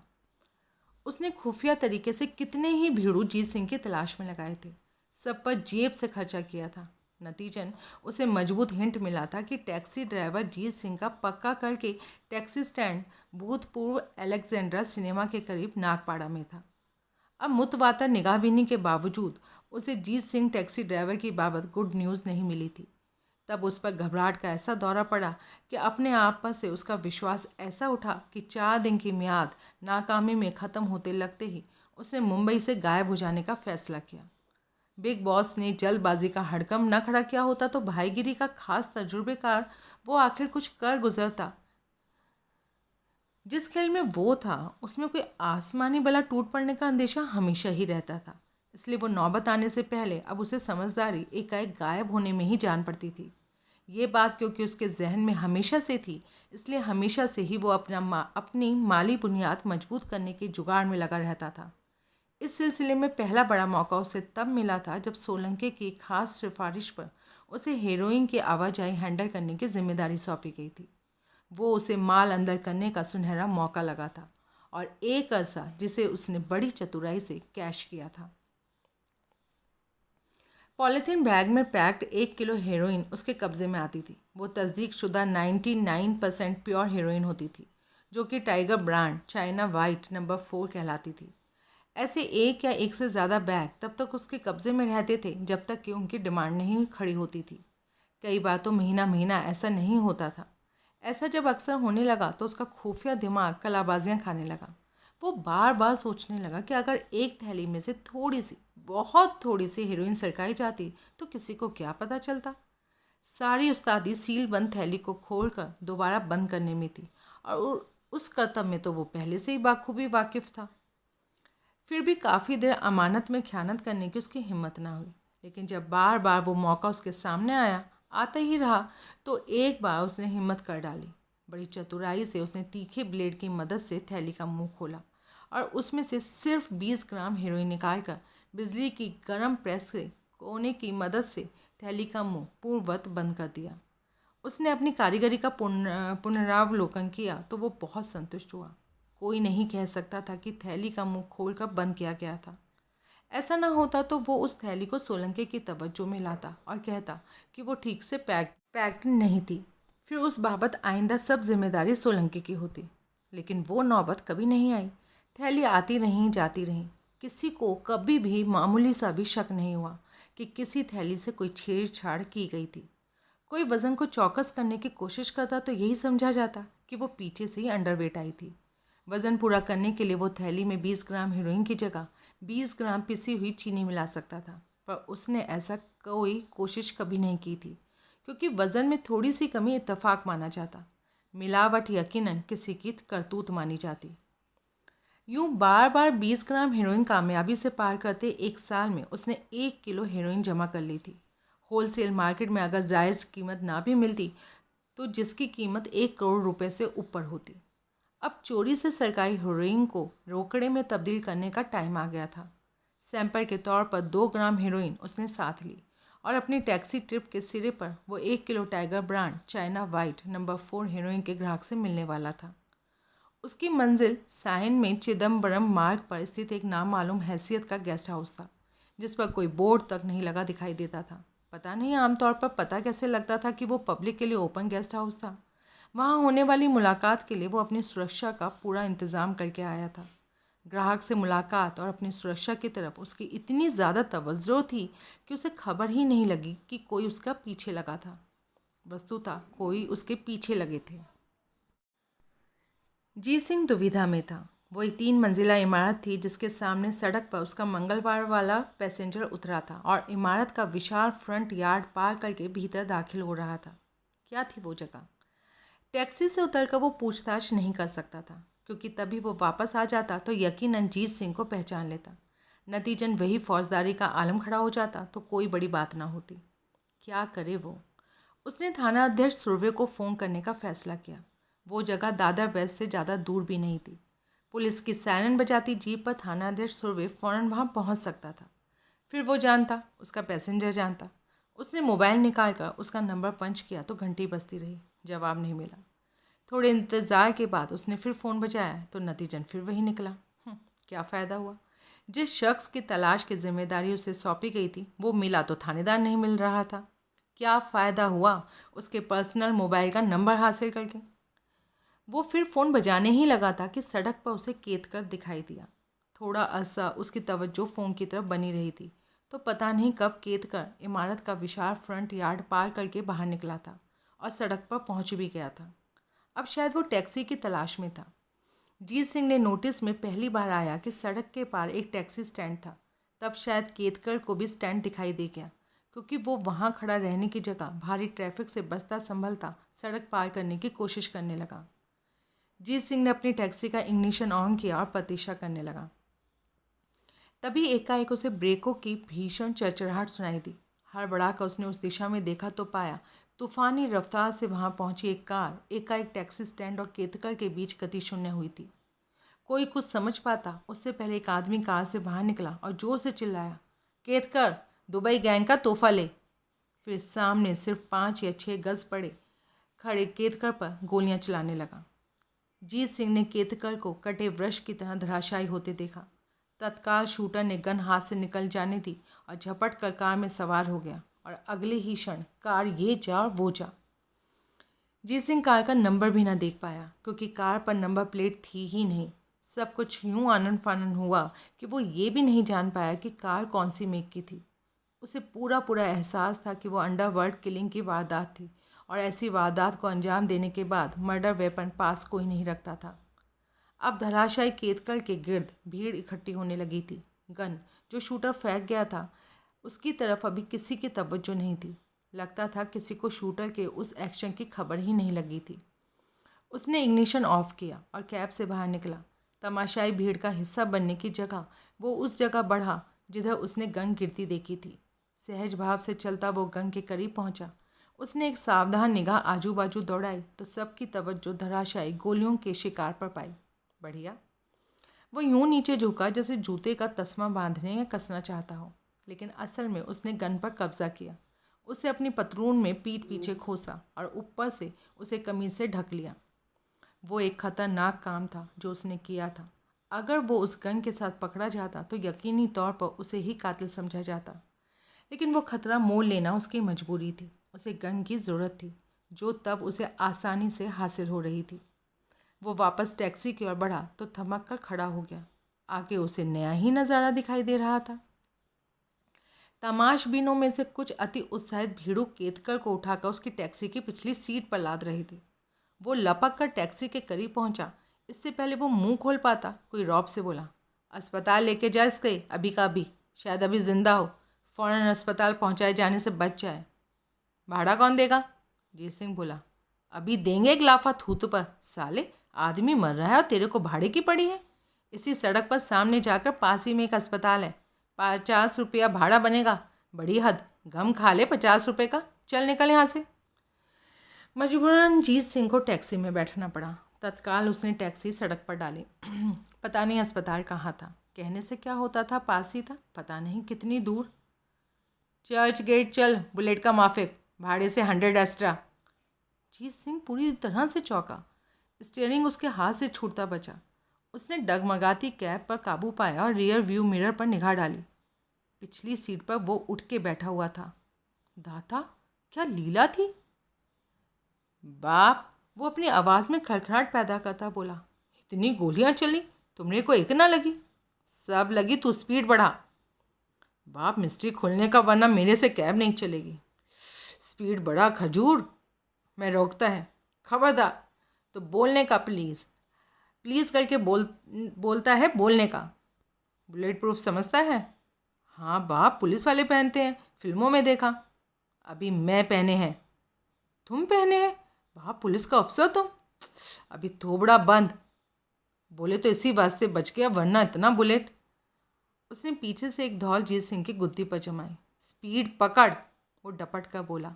जितनी बढ़ सकती थी जीत सिंह ने स्पीड बढ़ाई। कवच परमानेंट करके पहन के रखता बाप। उसने जवाब नहीं दिया। मैं सुना कि गोली लगे तो खून बहता है। अरे घोचू, थोबड़ा बंद रख थोड़ा टाइम और केब चलाने की तरफ ध्यान दे। देता ना बाप, और क्या करता। कई क्षण खामोशी रही। आगे एक रेड लाइट थी जिस पर जीत सिंह को कैब रोकनी पड़ी। कुछ क्षण बाद आगे सिग्नल हरा हुआ। उसने चौराहा पार किया तो एक तरफा रियर व्यू मिरर के जरिए जीत सिंह के अपने पैसेंजर से निगाह मिली। उसे पैसेंजर की आंखें हैरानी से फट पड़ती जान पड़ी। सत्यानाश, वो जीत सिंह को पहचान गया था। उसे अपनी गलती का बड़ी शिद्दत से एहसास हुआ। रियर व्यू मिरर पर ज़्यादा देर और अक्सर निगाह डालना गलत था। अब उसी गलती का खामियाजा वो भुगतने वाला था। केतकर का उस घड़ी सस्पेंस से बुरा हाल था। 4 दिन से जिस भीड़ों को वो अक्खी मुंबई में तलाशता फिर रहा था, वो उसके साथ उसकी कैब में सवार था। फिर धीरे धीरे उसकी बदहालत उसके काबू में आई। उसे एहसास हुआ मंजिल अभी बहुत दूर थी। इससे पहले कि वो कोई फैसला कर पाता, जीत सिंह ने पहले फैसला कर लिया। ब्रेकों की भीषण चरचराहट के साथ उसने कैब को फुटपाथ के साथ लगाकर रोका और वापस घुमा। उसने देखा केतकर का दायां हाथ धीरे धीरे उसके कोट के अंदर की जेब की ओर सरक रहा था। खबरदार, जीत सिंह ने गन निकाल कर उसकी तरफ तान दी। हाथ वापस। अरे भाड़ा देने का या नहीं दे तेरे को? केतकर झल्लाया। हाथ वापस, वरना मैं बुलेट काटता। खाली है। हाथ वापस खींचता वो खोखले स्वर में बोला, अजमा के देख। शूटर गन खाली करके फेंका। अजमाना? क्या मांगता है? अभी टेम नहीं बताने का, मेरे को अभी एक फ़ोन लगाने का। किसको? जब सुनेगा तो मालूम पड़ ही जाएगा, इस वास्ते बोलता है पुलिस को। माथा फ्रेला है, ऐसा क्या हुआ हम दोनों के बीच जो पुलिस को फ़ोन लगाता है? चुप कर ना बाप। जीत सिंह ने गन बाएं हाथ में ट्रांसफ़र की और मोबाइल को जांघ पर रखकर कीबोर्ड पंच किया। बिना फ़ोन की ओर निगाह झुकाए नंबर लगाने का नतीजा यही निकला कि 2 बार उंगली गलत डिजिट पर जा पड़ी। तीसरी बार मजबूरन उसे निगाह झुकानी पड़ी। ऐसा होते ही केतकर उसके गन वाले हाथ पर झपटा। गन जीते के हाथ से निकल गई। केतकर ने एक झटके से कैब का फुटपाथ की ओर का दरवाज़ा खोला और बाहर जुस्त लगा दी। तत्काल वो संभला और फुटपाथ पर भागने की जगह भारी खतरा मोल लेकर चलते ट्रैफिक में शामिल होकर भागा तो जीत सिंह को पता ही ना चला कि वो किधर गया। पीछे जीत सिंह हकबकाया सा कैब की ड्राइविंग सीट पर बैठा रहा। क्या कामयाबी एक छलावे की तरह उसे छू कर गुजर गई थी। उसने एक सर्द आह भरी और नीचे झुककर पहले गन और फिर फ़ोन उठाया। उसने उम्मीद के खिलाफ उम्मीद की कि उसके पैसेंजर की मंजिल अभी भी चर्च गेट होगी। आखिर उसने बिग बॉस को रिपोर्ट करना था कि दिन दहाड़े उसके कत्ल की कोशिश की गई थी। पैसेंजर को जीत सिंह क्यों पुलिस के लिए थाम कर रखना चाहता था? जीत सिंह को यकीन था कि इसका जवाब पैसेंजर को नहीं सूझने वाला था। बहरहाल जीत सिंह अभी भी मालूम कर सकता था कि केतकर चर्च गेट और आगे 15 मंजिला इमारत पर पहुंचा था या नहीं। अब उसने 2 फ़ोन करने थे, एक गायलो को, दूसरा थानेदार सुरवे को। गायलो कहीं करीब होता तो खुद चर्च गेट पहुंचता, दूर होता तो किसी उस तरफ मौजूद कैब ड्राइवर को फ़ोन करता। थानेदार से उम्मीद थी कि वो चर्च गेट की 15 मंजिला इमारत पर रेड डालता और वहाँ से जीत सिंह के मंगलवार वाले पैसेंजर को यानी कि समीर केतकर को हिरासत में लेता और उसकी जान का जंजाल खत्म होता। राजेश डोलस की स्विफ्ट को सूर्या नाम के अमर नायक के एक बॉडीगार्ड ने पहचाना, जो कि सिगरेट का पैकेट खरीदने इमारत से बाहर निकला था। डोलस बॉस की स्विफ्ट काहे वास्ते खड़ेली थी, उसने मन ही मन सोचा। ऊपर तो बॉस आया ही नहीं था, आया होता तो उसको खबर होती। कार उधर पार्क करके कहीं और चल दिया, काहे को? पहले कहीं और का काम करता फिर इधर आता। उत्सुकता और संशय के बीच झूलते उसने कार के एक शीशे में से भीतर झाँका तो उसके प्राण कांप गए। देवा रे, उसके मुंह से निकला। उसने सोलंके बॉस का फ़ोन खड़खड़ाया। सोलंके जैसे उड़कर वहां पहुंचा। गार्ड ने कांपती उंगली स्विफ्ट की पिछली सीट की ओर उठाई। सोलंके ने भीतर झाँका तो थोड़ी देर के लिए वो भी जैसे जड़ हो गया। फिर उसने खुद को संभाला और कार का ड्राइविंग साइड का दरवाज़ा ट्राई किया। दरवाज़ा लॉक्ड नहीं था। दरवाज़ा खोलकर वो भीतर दाखिल हुआ। उसने गौर से लाशों का मुआयना किया तो पाया कि तीनों को बहुत करीब से शूट किया गया था। राजेश डोलस को उसने तत्काल पहचाना। बाकी 2 की बाबत उसे कोई शंका नहीं थी कि वो डोलस के आदमी थे। उसे इस बाबत भी कोई शंका नहीं थी कि रत्नेश पाटिल को टपकाने गए डोलस पाटिल की किसी सुपीरियर काउंटर मूव का शिकार हो गया था और अपने 2 साथियों समेत जान से हाथ धो बैठा था। भाईगिरी के खेल में ऊंच नीच होती ही थी, लेकिन एक कल के गैंग की इतनी दिलेरी नायक को हजम नहीं होने वाली थी। लाशें नायक के ठिये तक पहुंचाने वाली ज़रूरत नहीं बख्शी जाने वाली थी। अब लाशें वहां से हटवाने से भी बड़ी जिम्मेदारी नायक को वो खबर सुनाने की थी। एक अरसे से इतनी बड़ी चोट, इतनी दीदा दिलेरी से उसे किसी ने नहीं पहुंचाई थी। वो स्विफ्ट से बाहर निकला और सूर्या से मुखातिब हुआ। जो काम करने निकला था उसे अभी भूल जा। कार में बैठ और इसे यहाँ से कहीं दूर छोड़ के आ। चाबी इग्निशन में ही है, बरोबर? सूर्या ने सहमति में सर हिलाया। ऐसे काम की रूटीन ड्रिल तेरे को मालूम क्या? मालूम बॉस, कहीं उंगलियों के निशान नहीं छोड़ने का। कोई प्रॉब्लम हो तो मेरे को फ़ोन लगाना, मैं खुद पहुँचेगा तेरे पास। कोई प्रॉब्लम नहीं होने का बॉस, सूर्य पूरे विश्वास के साथ बोला। ऐसा काम मैं कोई पहली बार नहीं करेगा, कोई प्रॉब्लम नहीं होने का। बढ़िया, निकल। सूर्य फुर्ती से कार की ड्राइविंग सीट पर सवार हुआ। बड़ी दक्षता से उसने कार का इग्निशन ऑन किया, उसे गियर में डाला और कार को रोड पर दौड़ा दिया। सोलंके कई क्षण वहाँ ठिठका खड़ा रहा। वो इस बात को नहीं नकार सकता था कि दुबई गैंग साफ उन पर भारी पड़ रहा था। कुछ बैलेंस बनाने के लिए बिग बॉस ने रत्नेश पाटिल को टपकाने का बड़ा निर्णय लिया था, तो बाजी उलट पड़ गई थी। राजेश डोलस जैसा इम्पोर्टेंट और टपकाने में तजुर्बे का भीड़ू खुद टपक गया था। कैसी विडम्बना थी कि शुरुआती कामयाबी उन्हें हासिल हुई थी। उनका 60 किलो सोने से लदा हाईजैक ट्रक वापस आ गया था और उस धृष्टता के लिए जिम्मेदार भीड़ू टपका दिया गया था। फिर भी ज़्यादा जवाबी चोटें दुश्मन ने उन्हें पहुंचाई थी। सोने का ट्रक हाईजैक करने की ज़रूरत की। बेंजामिन कोस्टा और तपन शाह को ऑफ किया। राजेश डोलस का विकेट लेकर नायक का मेजर नुकसान किया। पर ये मानने को वो अभी भी तैयार नहीं था कि थोड़े ही अरसे में दुबई गैंग इतना मजबूत और ताकतवर हो गया था कि किसी से भी इरादतन पंगा लेने की हिम्मत रखता था, ज़रूरत कर सकता था। मन ही मन नायक की प्रतिक्रिया की कल्पना करते हुए वो वापस इमारत में दाखिल हुआ। थानेदार सुरवे 15 मंजिला इमारत के टॉप फ्लोर पर पहुंचा। उसके साथ 2 सशस्त्र हवलदार थे। नीचे दर्जन भर पुलिस वाले मौजूद थे। वो पहले ही पता कर चुका था कि अमर नायक इस घड़ी वहाँ मौजूद था। उस पूछताछ को उसने छुपाया भी नहीं था, इसलिए अंडरवर्ल्ड डॉन को भी पुलिस की आमद की खबर थी। हाकिम के खामोश निर्देश पर एक हवलदार ने आगे बढ़कर कॉल बेल का बटन दबाया। हमेशा की तरह तारानाथ ने दरवाज़ा थोड़ा सा चौखट से अलग करके बाहर झाँका, फिर तत्काल दरवाज़ा बंद कर दिया। वहाँ पुलिस, वो सस्पेंस भरे स्वर में बोला। सोलंकी तुरंत दरवाजे पर पहुंचा। तू जा, चाय पानी का इंतज़ाम कर। तारानाथ खामोशी से वहाँ से रुखसत हो गया। सोलंकी ने दरवाज़ा खोला। उसने हाकिम का अभिवादन किया और दरवाजे पर से एक और हटा पुलिसियों को भीतर आने दिया। अमर नायक ने सरकारी मेहमानों को अपने ऑफिस नुमा कमरे में रिसीव किया। मैं inspector Sadashiv Rajaram Surve, SHO Dadar waste station house. मालूम, बैठो, नायक भावहीन लहजे से बोला। शुक्रिया। हाकिम उपलब्ध विजिटर्स चेयर्स में से एक पर बैठा। उसके दोनों हवलदार अदब से उसके पीछे बंद दरवाजे के करीब खड़े रहे। सोलंकी अपने बॉस की चेयर के पहलू में मुस्तैद खड़ा हुआ। चर्च गेट का अपना थाना है, सोलंकी बोला। All the way Dadar west से आया आप? सुर्वे ने आपसन भाव से सोलंकी की तरफ देखा। ऐसे लुक नहीं देने का। सोलंकी मेरा डेप्टी, बोले तो नंबर 2। कुछ ये पूछा या मैं पूछा, एक ही बात। क्या? नायक रूखे अंदाज से बोला। मैं जिस केस की तफ्तीश पर हूँ वो मेरे थाने का है। मैं अपने केस की तफ्तीश में मुंबई में कहीं भी जा सकता हूँ, बल्कि सारे महाराष्ट्र में कहीं भी जा सकता हूँ। फौजदारी के गंभीर केस की तफ्तीश पर थानों की हदबंदी लागू नहीं होती। इसलिए तुम ये टेम चर्च गेट के इलाके में? इसलिए यहाँ है, मेरे सामने बैठा है। हाँ, मैं तुम्हारे किसी फौजदारी के केस की तफ्तीश की जद में हूँ। हो सकते हो, तो इसलिए 2 हथियारबंद माथतों के साथ यहाँ आया है। हथियारबंद कौन बोला?